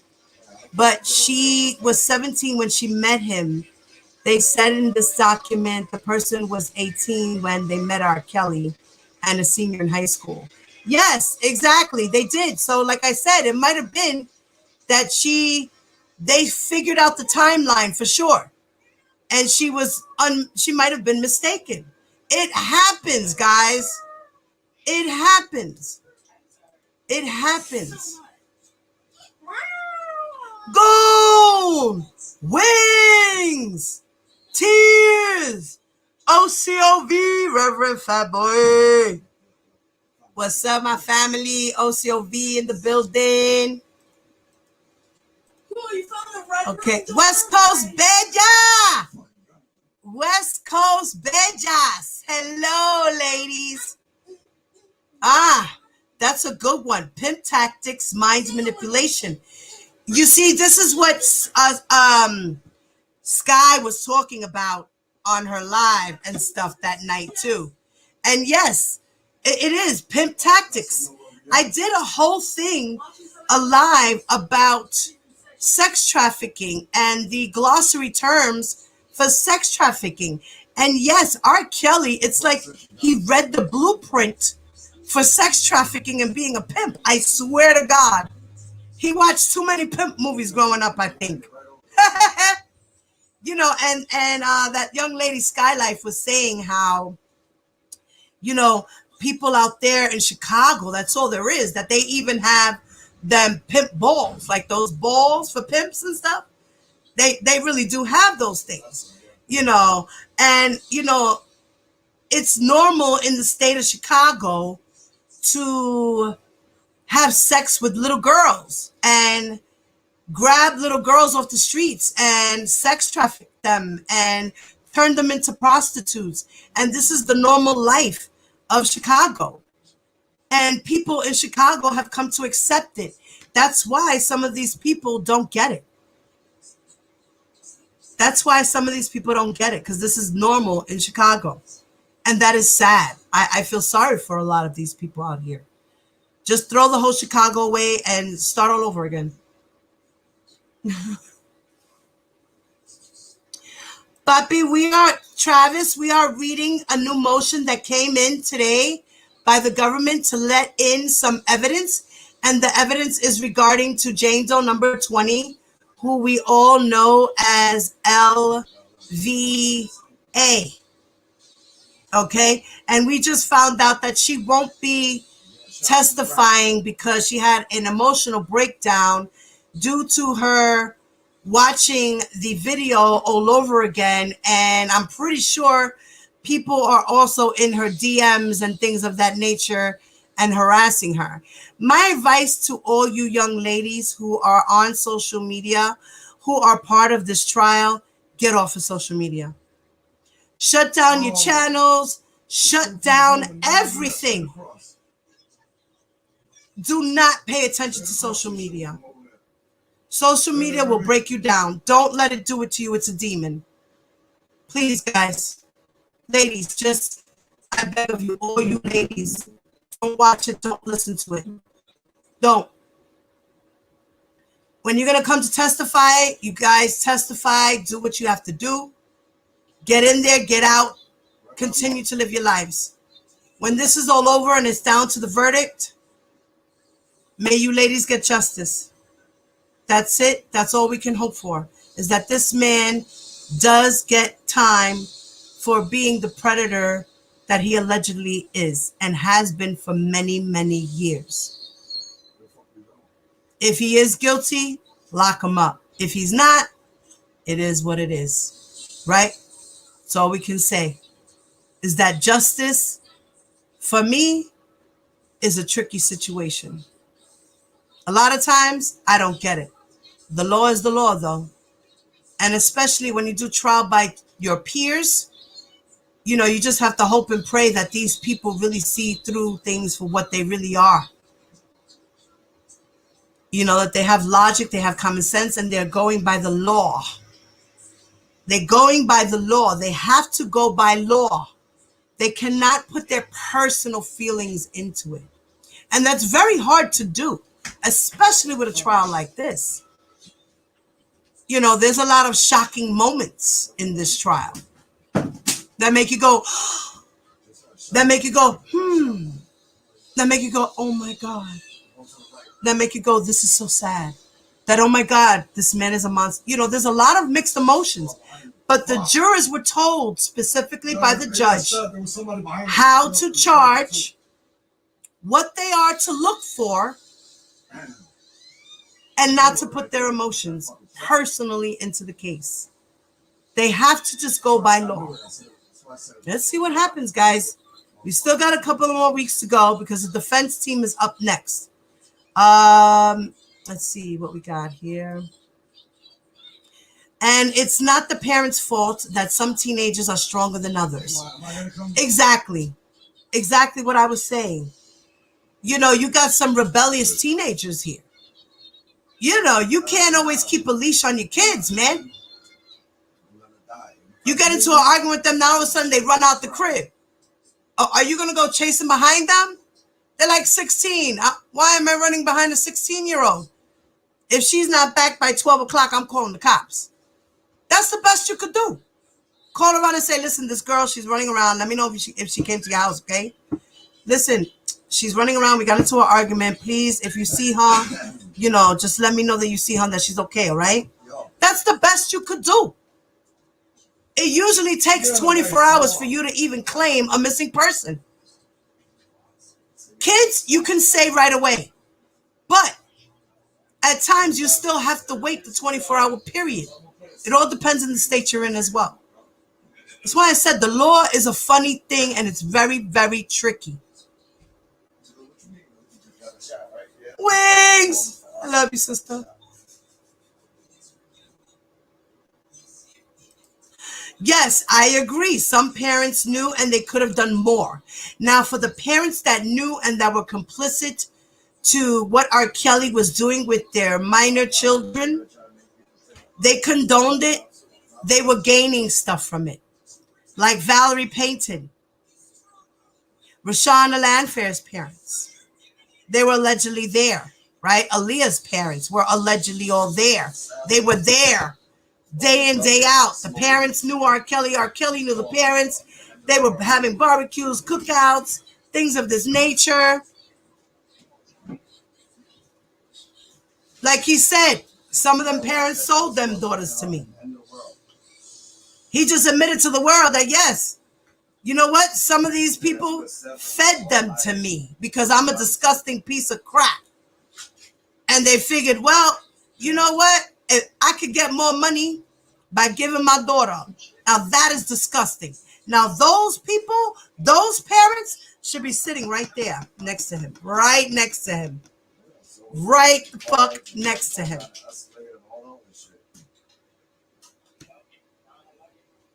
I agree with that. Those parents should be sitting right there.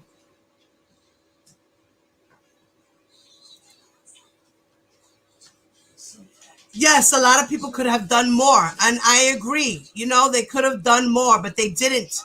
They chose money. I'm sorry, but my dad never did any of these things to me. My siblings, cousins, nephews, and nieces, 6 weeks ago. Yeah. It's not the parents' fault that some teenagers are weaker than others. Yes, I agree. Oh, yes, they're weak and targeted. That's a good one. They're both, Wings. I agree. They are both. Yes, Aaliyah's parents stood quiet for so long, and I think that is ridiculous. Pizza, pizza! What's up, Peter, mama? They were preyed upon by him. Yes, they were preyed upon by him, but you know what? Some of these teenagers, they are not mature enough to handle that. So yes, they're going to be intimidated and scared by this big man, this grandiose of a man. And some of these teenagers are not. They're going to be like, ew, you're sick. Get away from me. No, I don't want to have sex with you. All right, shh, listen, shh. Just, all right, go ahead. Bye. You know what I mean? And some of those kids never said anything. They kept shit to themselves and kept it moving. The ones that knew and didn't say anything. They didn't get caught up in the trap. And they said, woo, thank God that wasn't me. Because when he approached me at the mall, I said, no, thank you. Or I didn't even go close. And then you have the girls who are in love with the star. Starstruck. Scared of an older man, a father figure.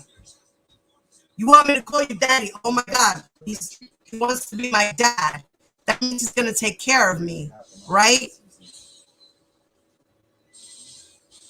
Now, I could understand you calling him daddy in the bed because women do that. We do that. Oh, yes, daddy. Harder, daddy. More, daddy. I love you, daddy. We do it. I get it. It's cute in the bedroom, but it's not cute when you have a young lady with an older man who's old enough to be your father or your grandfather, and you're calling him daddy. That's manipulation on his part. That's how he gained control of the situation. Call me daddy. I'm your father. I'm here to punish you. I'm here to raise you. I'm here to sex you. Now, what father has sex with their own children? Let's put it like that, right?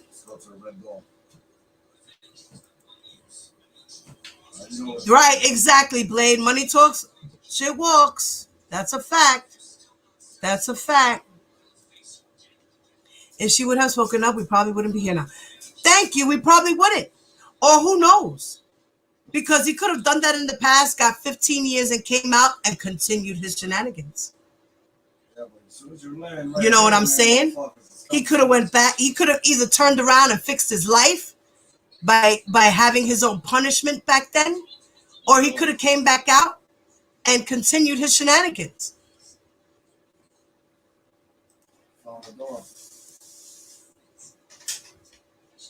Yes, they could have stopped this a long time ago. The parents need to help their children heal, even though they are adults now. This is a fact. You have to have support all the way through. All the way through. Yes, they are more than likely struck in that state of mind of occasion. Yes. Yes. A lot of us who have been traumatized usually are. Some of us can't really get over it. Some of us catch PTSD behind these things. Okay, whether it was verbal, whether it was abusive, physical abuse or verbal abuse, emotional abuse, abuse is abuse. And that shit stays with you forever. It either makes you to be a new person and uplifts you and brings you strong, or you are just stuck in a state where you just can't get out of it. It happens, guys. This is normal.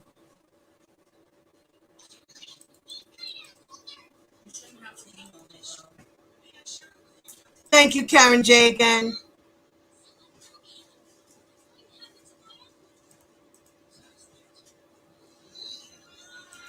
Wow, Tiffany should sue the city of Chicago. I think the girls who did make their claims and the police didn't look into it, I think they should. And I believe it was like 3 girls, if I'm not mistaken. 3 of them did. Or 4, right?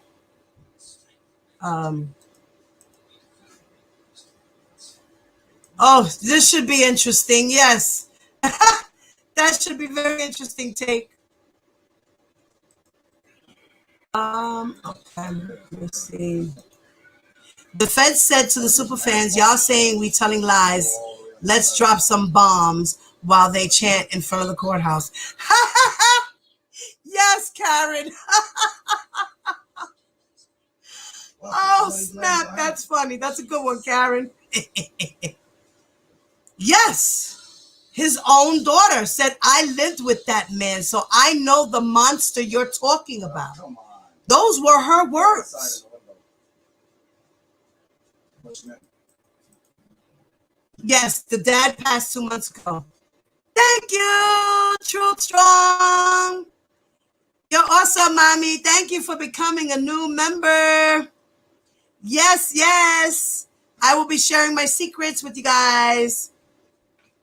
Okay, welcome, welcome, welcome to the club, Mamita. Matter of fact, I did drop some little jewels for the members, so you will see it if you go into my community. Now you'll be able to see it. Mom. Yes. When you're done, can I play? Yes.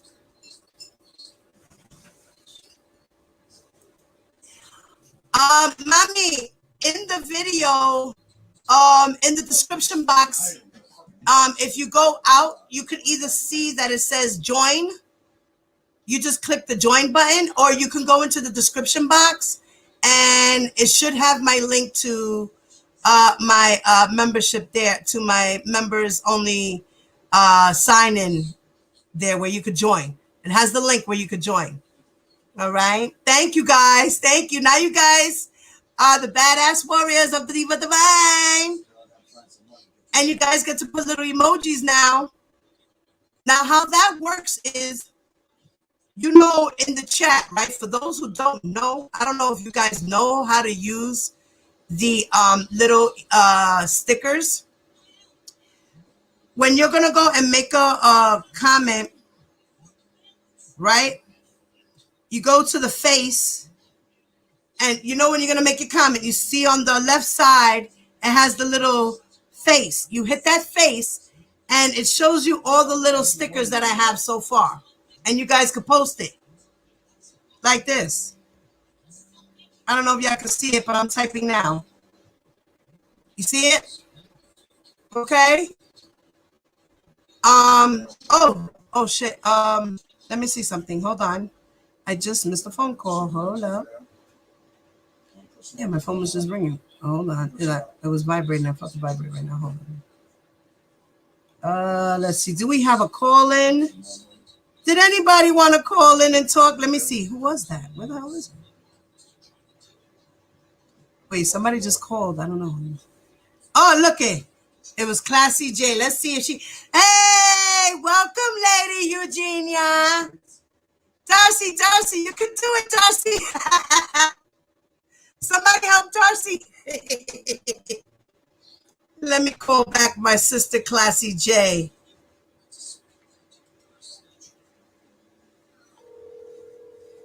Let's see what she says here. Hello? Classy J, you are live. Hi, Mamita. Hello? Hi, Mommy. It's Diva. I'm live. Oh, you're live. Do you want to say something? I just, started watching a little bit of the stuff going on. I'm like, why they mess with my diva over there? Oh, girl. We'll get into that. We'll get into that. I'm saying hello to everybody. I'm back at work today, so. Okay. And I'm going to try to get into the swing of things, Yes, we miss you, sister. Yeah, I know you've been going through a lot, so you know what? You got to do what you got to do at the end of the day. Yeah. But I didn't understand what the argument is. It doesn't need to be dragged in the ground. Like, okay. Right. Like, it happens, Right. That's all. Right. Well, we'll talk about that later, love. I'm going to call you later. All right, but, you guys have a good day, and, I'm going to try to get on later and see, because a lot of interesting stuff is happening in the case. Yes. So, yes, I'm talking about a new motion that came in, Mommy, so I guess when you get a chance, you can check that out. Okay, yeah, you know what, I'm just when I'm on lunch, so I'm going to get on and check your live out. All right, Mama, so I'll see you in the chat, love. All right, baby, bye. That's our sister, Classy J. Hello, classy lady.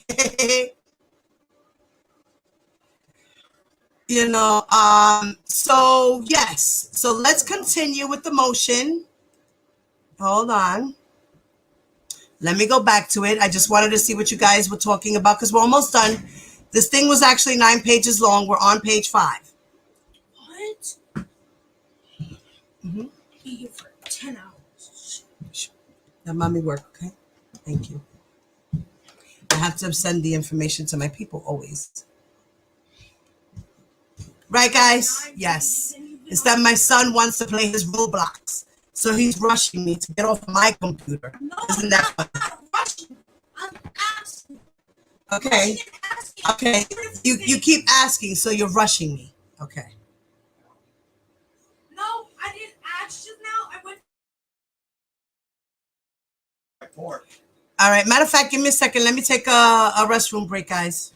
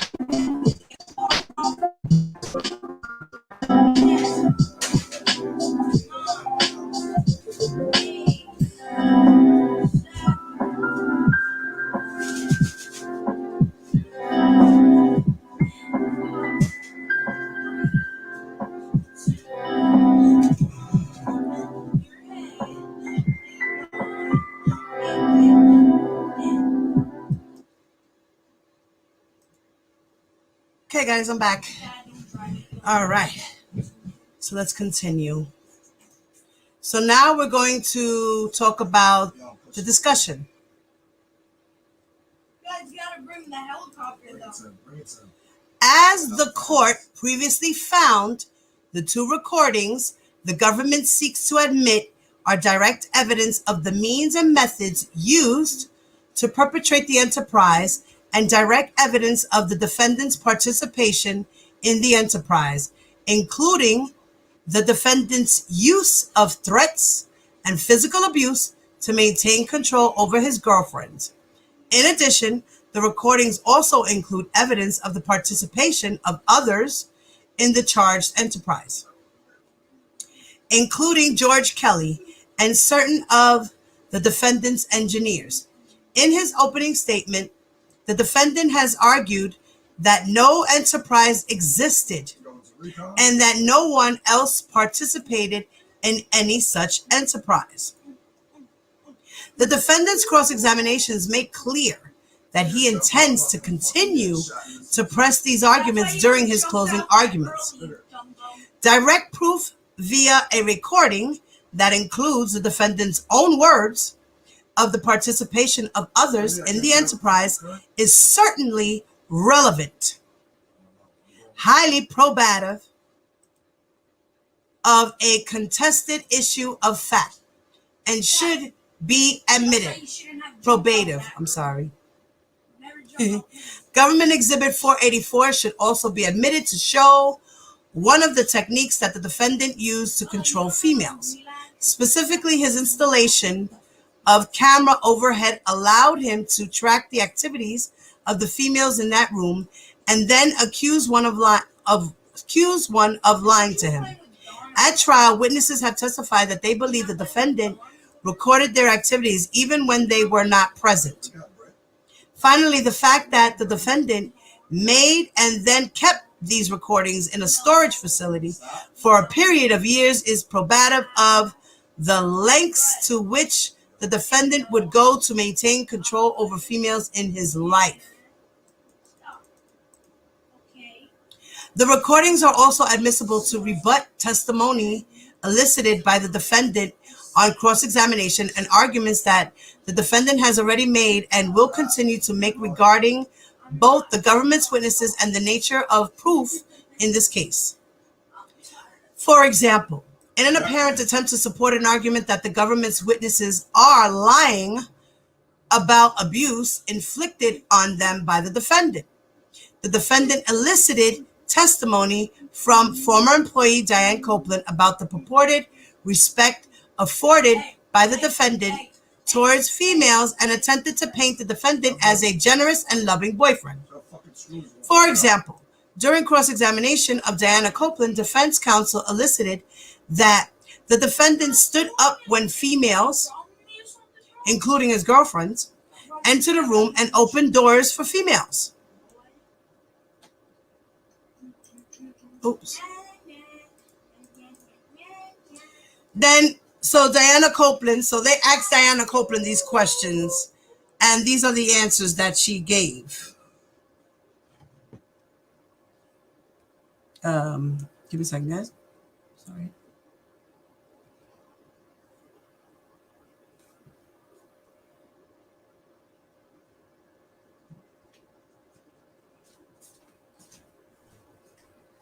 Babe, you think you could do that thing right there?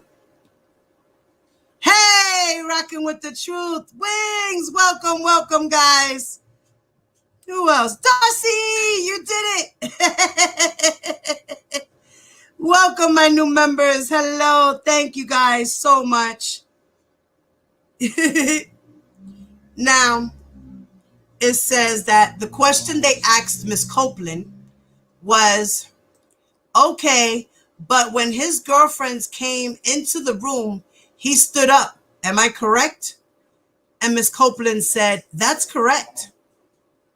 Then the next question by cross-examination was, in fact, when you came into the room, he stood up. Am I correct? She said, that's correct. And in fact, he would stand up anytime a female came into the room. Am I correct? That's correct, she said. Then he asks her, and he would open the door for any female. Am I correct? Miss Copeland said, that's correct. Then he asks her, it wasn't just his girlfriends. Am I correct? And Miss Copeland said, that's correct. And then he asks her, now, and he hired personal assistants to make sure that the needs and the wants of his girlfriends were attended to. Am I correct? And she said, that is correct. So the government, yada, yada, welcome, mommy. And the government is trying to say that, you know, okay, she might have said that he stood up. What's the big deal with that? Who cares? That doesn't matter. That doesn't mean he's a good guy because he stands up when a woman comes into a room. There's more to this layer than just that, okay?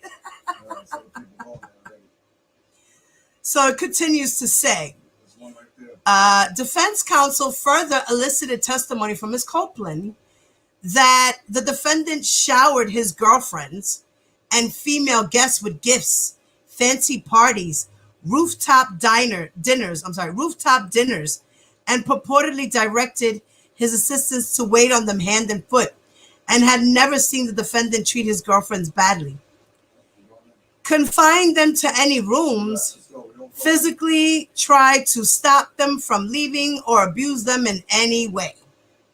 So this is what Ms. Copeland, her testimony was about. Find another one. Then it says that indeed, during Ms. Copeland's cross-examination, defense counsel elicited the following to suggest the defendant never confined any of his girlfriends anywhere or treated any of them badly. A contention the recording the government seeks to admit directly refute. I'm sorry, guys, about the noise in the background. That's my husband playing his fucking... What's that shit you play, David? Call of Duty. Call of Duty.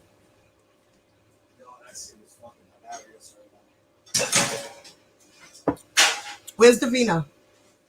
In her room. She's going to help me, and so are you. No, that's it. Hold on 1 second, guys. Let me speak to my family for a moment.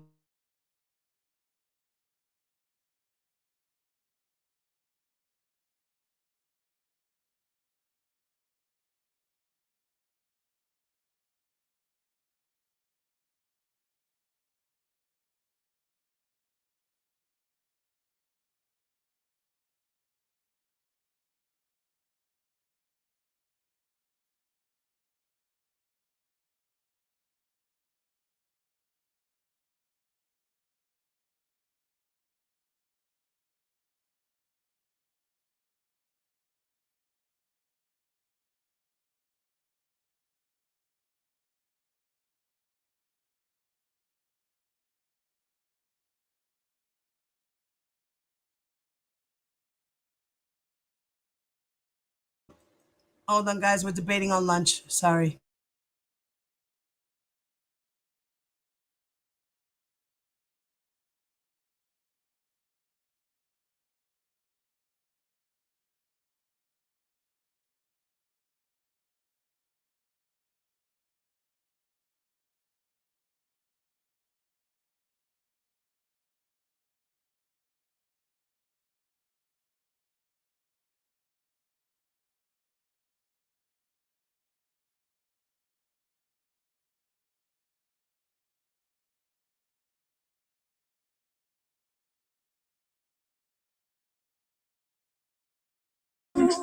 Thank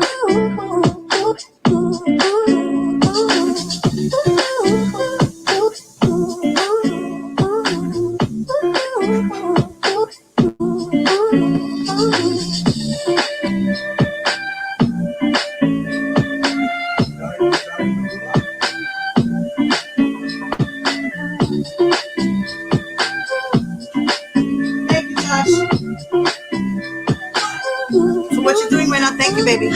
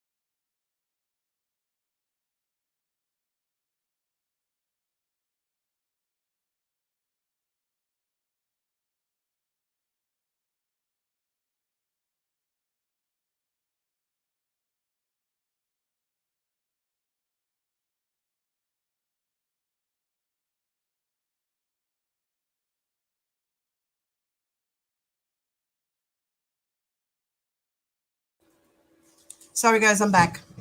Okay. So now, again, this is an example of what the cross-examination and her questioning was to Ms. Copeland. So the defense team says to her, now, in the 15 years that you worked with Mr. Kelly, did you ever see him try to stop or prevent any one of his girlfriends from leaving him? She said no. And the defense team said to her, have you ever saw him lock any of his girlfriends in a room? And Ms. Copeland said, never. Mr. Canick or whomever it was said, has he ever asked you to do such a thing? And she said, never. And then he said to her, have you ever heard him ask any of his staff to do such a thing? She said, never. Then he questioned her and said, did you ever see Mr. Kelly deny any of his girlfriend's water? She said, never. Then he asked, did you ever hear him ask anyone else to deny them water? She said, no. He said, did he ever ask you to deny the water? She said, no. Then he said, what about food? Have you ever seen him deny them food? She said, no. Then he said, in fact, they had Uber accounts for the girlfriends. She said, they did. Then the defense lawyer says, they had menus all across the place to order food. Am I correct? She said, yes. And then he asks her, and they had runners available to them to go and get food. Am I correct? She said, that's correct. Then he asks her, and they had personal assistants to assist them.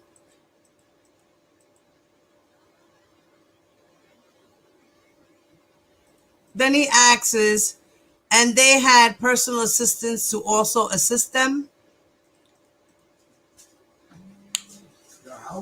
And then the government seeks to say, Indeed, through his cross-examination of Ms. Copeland and other witnesses, it is apparent that the defendant intends to argue that any confinements of the female guests and girlfriends at various locations was either incidental for security purpose, or that no one except perhaps Ms. Copeland herself was permitted to roam freely in the defendant's spaces. Similarly, defense counsel elicited testimony from Suzette Mayweather that she never saw the defendant physically abuse any female, let alone the ones who testified at this trial. Then it says that when they questioned her, the question was, in fact, you've never seen Mr. Kelly hit anyone. This is what they asked Suzette Mayweather. She said, I have not. Then the next question was, now, how long did you work with him?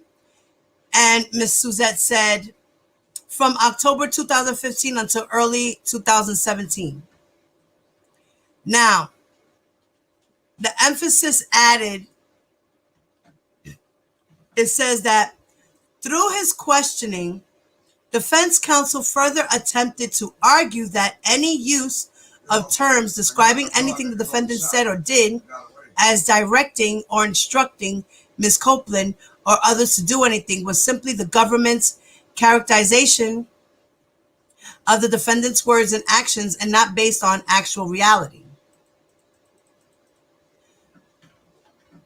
The recordings the government seeks to admit prove just the opposite, and in so doing, support the testimony of the government's witnesses, including Geronda Pace, Jane, Anna, and Faith, all of whom testified about the defendant's ability to control, confine, and physically abuse them. The defendant vigorously cross-examined each of these witnesses and clearly intends to argue that they are all lying about the defendant's behavior towards them. The recordings show the defendant in his own words and in his own actions employing the very same means and methods on other girlfriends, including the defendant clearly threatening, instructing, and directing one of his girlfriends to remain in a room, to take her phone with her, but demanding that she not call anyone but the defendant, and threatening that he will find out if she does. GX485, now you go to the fucking garage. You chill there until you hear from me. You understand? You take your fucking... Okay, that's an excerpt. That's part of GX485. That's they want to submit it to evidence. Okay. All right, so now, wait now. Okay, so now here comes the other half. Okay. Now, in this part, I had to go back to finish that other part. Now, in the questioning of Miss Copeland, was it Miss Copeland or was it Miss Suzette at the time? Oh, I just got here too. Yeah, Miss Copeland. Okay, so now in the continuing of the questioning of Miss Copeland, the last question was, and they had personal assistants to also assist them with getting food, water, drinks, shopping, anything of those things. Am I correct? And Miss Copeland said, that is correct. Then he asks her, you did not see anyone in Mr. Kelly's employment do any of those things in terms of denying women food, water, or drinks? She said no. Then he asks her, never saw anyone locked in a room? She said never. Yo, Don, invite me back right now. I got you. Okay, now going back to that other part. Okay, it says you take your fucking phone. You don't call no motherfucking body, and I will know if you did. You can go in the closet. You can go wherever you want to go, but I'm going to know if you did. You come over here for something to eat, or you call to me, and that's the fuck it. Until I tell you can go back in that room. Okay, do you hear me? Go to the garage right now. Go to the fucking garage. Hear me? You make no fucking calls except to the studio or me.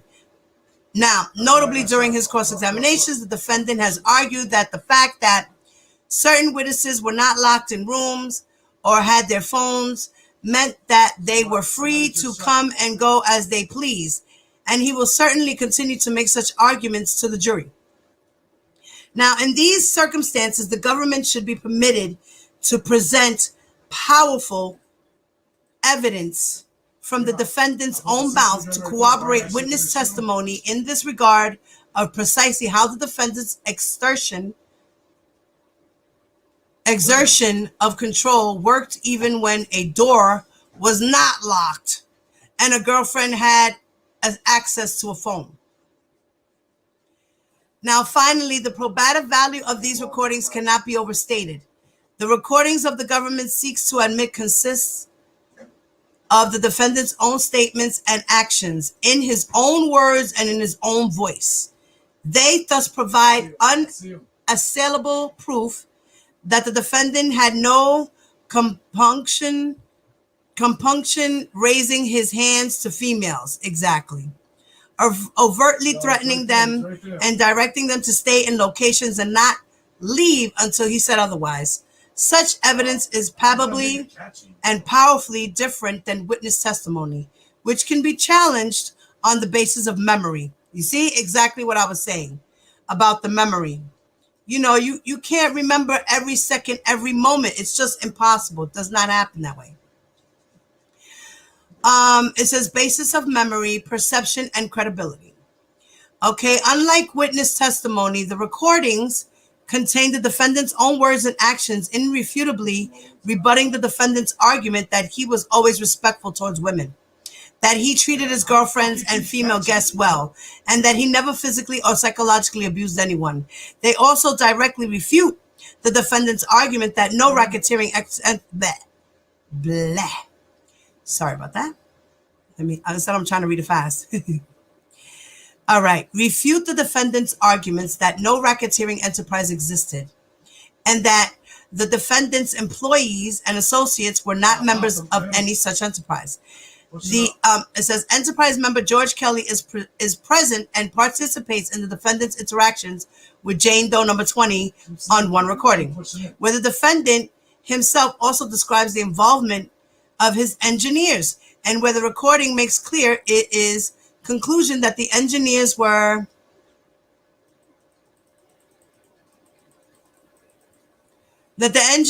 present when the recording was made as well, suggesting they would have strip searched Jane Doe 20. Such evidence is particularly probative, whereas here the defendant appears to argue that the presence of his engineers in the studio 24 hours a day prevented him from engaging in any abuse of his female guests and girlfriends at the location. In case where the very existence of the enterprise, let alone its membership, is being vigorously challenged by the defendant, there is no proper basis to exclude such clearly relevant, highly probative evidence. In conclusion, for the reasons set forth above and in its initial memorandum, the government respectfully submits its motion should be granted from our girls Jacqueline, Elizabeth, Nadia, and Maria Melendez Cruz Melendez. Okay, now in this part, okay, it says that, okay, so they're showing an example of cross-examination of Anthony Navarro. Now, when he was asked, you never received any calls at the front desk that said that they wanted to leave and they weren't allowed to, correct?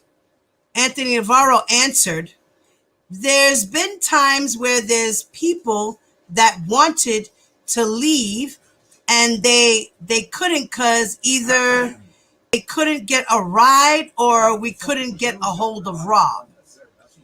Then the other question was, okay, these people, they had cell phones as well, correct? So what she's trying to say is that, moreover, that the women in these recordings are not testifying at trial does not alter the conclusion that the videos contain direct evidence of the means and methods of the enterprise or the defendants and others' participation in the enterprise, or that the videos powerfully corroborate the testimony of other witnesses. So good luck, guys. I'm pretty sure, because Auntie Ann did say there was a ruling. She did rule that into evidence, so it should be used. It should be used.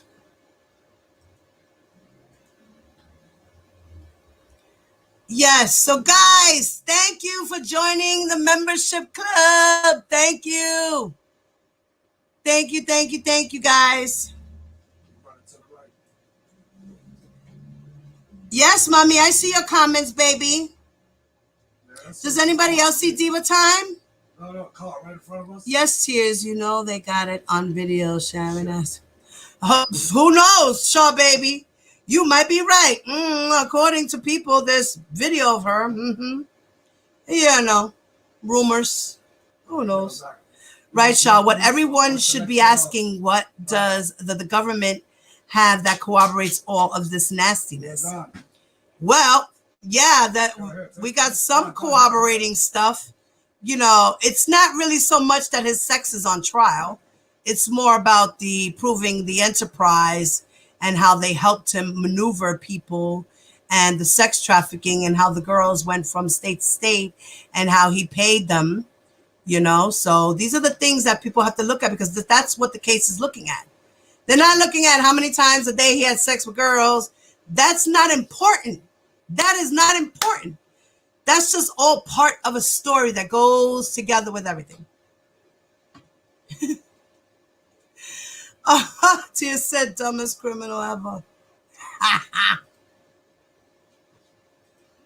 And that's what the jury is going to see, that videos, not the lies. Exactly. Right. That's why they're saying that they need this video evidence to come in, because the defense is trying to convince the jury that they're all lying and it's all hearsay and rumors and they're disgruntled groupies, right? But they need this evidence to put in as to show proof, physical evidence. Okay, not just corroborating witnesses and testimonies. Now we're getting to the physical, the tangible evidence.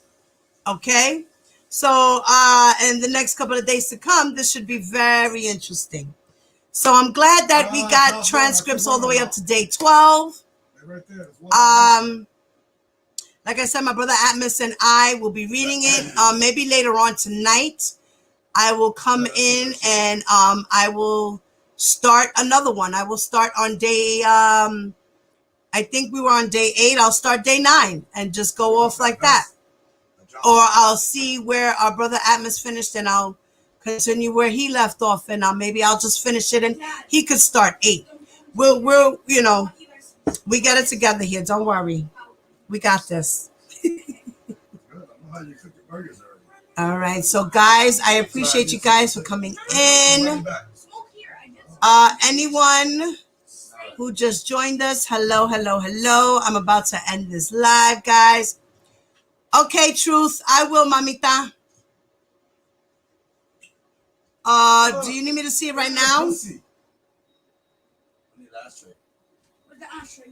Right here, I got it. Thank you. That's some pussy shit. Okay. All right. So guys, like I said, I'll maybe later on tonight, let's see how it goes. You know, I'll come on, you guys, you know, I come on late too, because, you know, my hours are weird and I got so many things going on in the background during the day. This is why I don't like to come on during the day, because so many things are going on in my background, you know, my real life. And like I said, I don't have that privacy. So guys, I apologize for all the racket in the back. Please forgive me for that, okay? That's why I choose to come on late at night, guys, because it's silent and, you know, there's no distractions in the background whatsoever. So guys, please forgive me for my crazy hours. I know you guys would love to have me come out more and things of that nature. I will. And thank you everyone who became a member. I will be putting up little perks sooner or later. I will get the club the member club, the club going, okay, with the book club and giving you guys little exclusive things and things of that nature. Okay. And like I said, you guys can also type. You guys can go hit the little face in the chat box, because you know how you have the $sign in the chat box to donate for like a super chat to me, right? And then also in the chat where you start to type, it also has the little face. So if you press the little face, you will get to see all these little icons that you guys can use. Thank you, Mama. Thank you, Yada Dada. And remember, guys, please continue to donate. Okay? Please continue to donate to the transcript fund. All right? And if you want to donate to me, make sure that you're going to say, hey, Diva, this is for you. And then say, this is for transcripts in your text portion when you send the donations. Okay? Thank you so much, guys. Once again, please don't forget to hit that like button, y'all. Hit that like button. Okay? And yeah, later on, God willing, I just want y'all to know, whenever you point one finger at somebody, you always got three pointed right back at you. Now, just remember that, okay, guys? All right. Yes, give me 1 second, Joshua. 1 second, Joshua. 1 second, Joshua. 1 second, Joshua. All right, guys. I love yous. Peace, love, and hair grease. Y'all already know. I'll be back. Mom. Love you guys. Peace.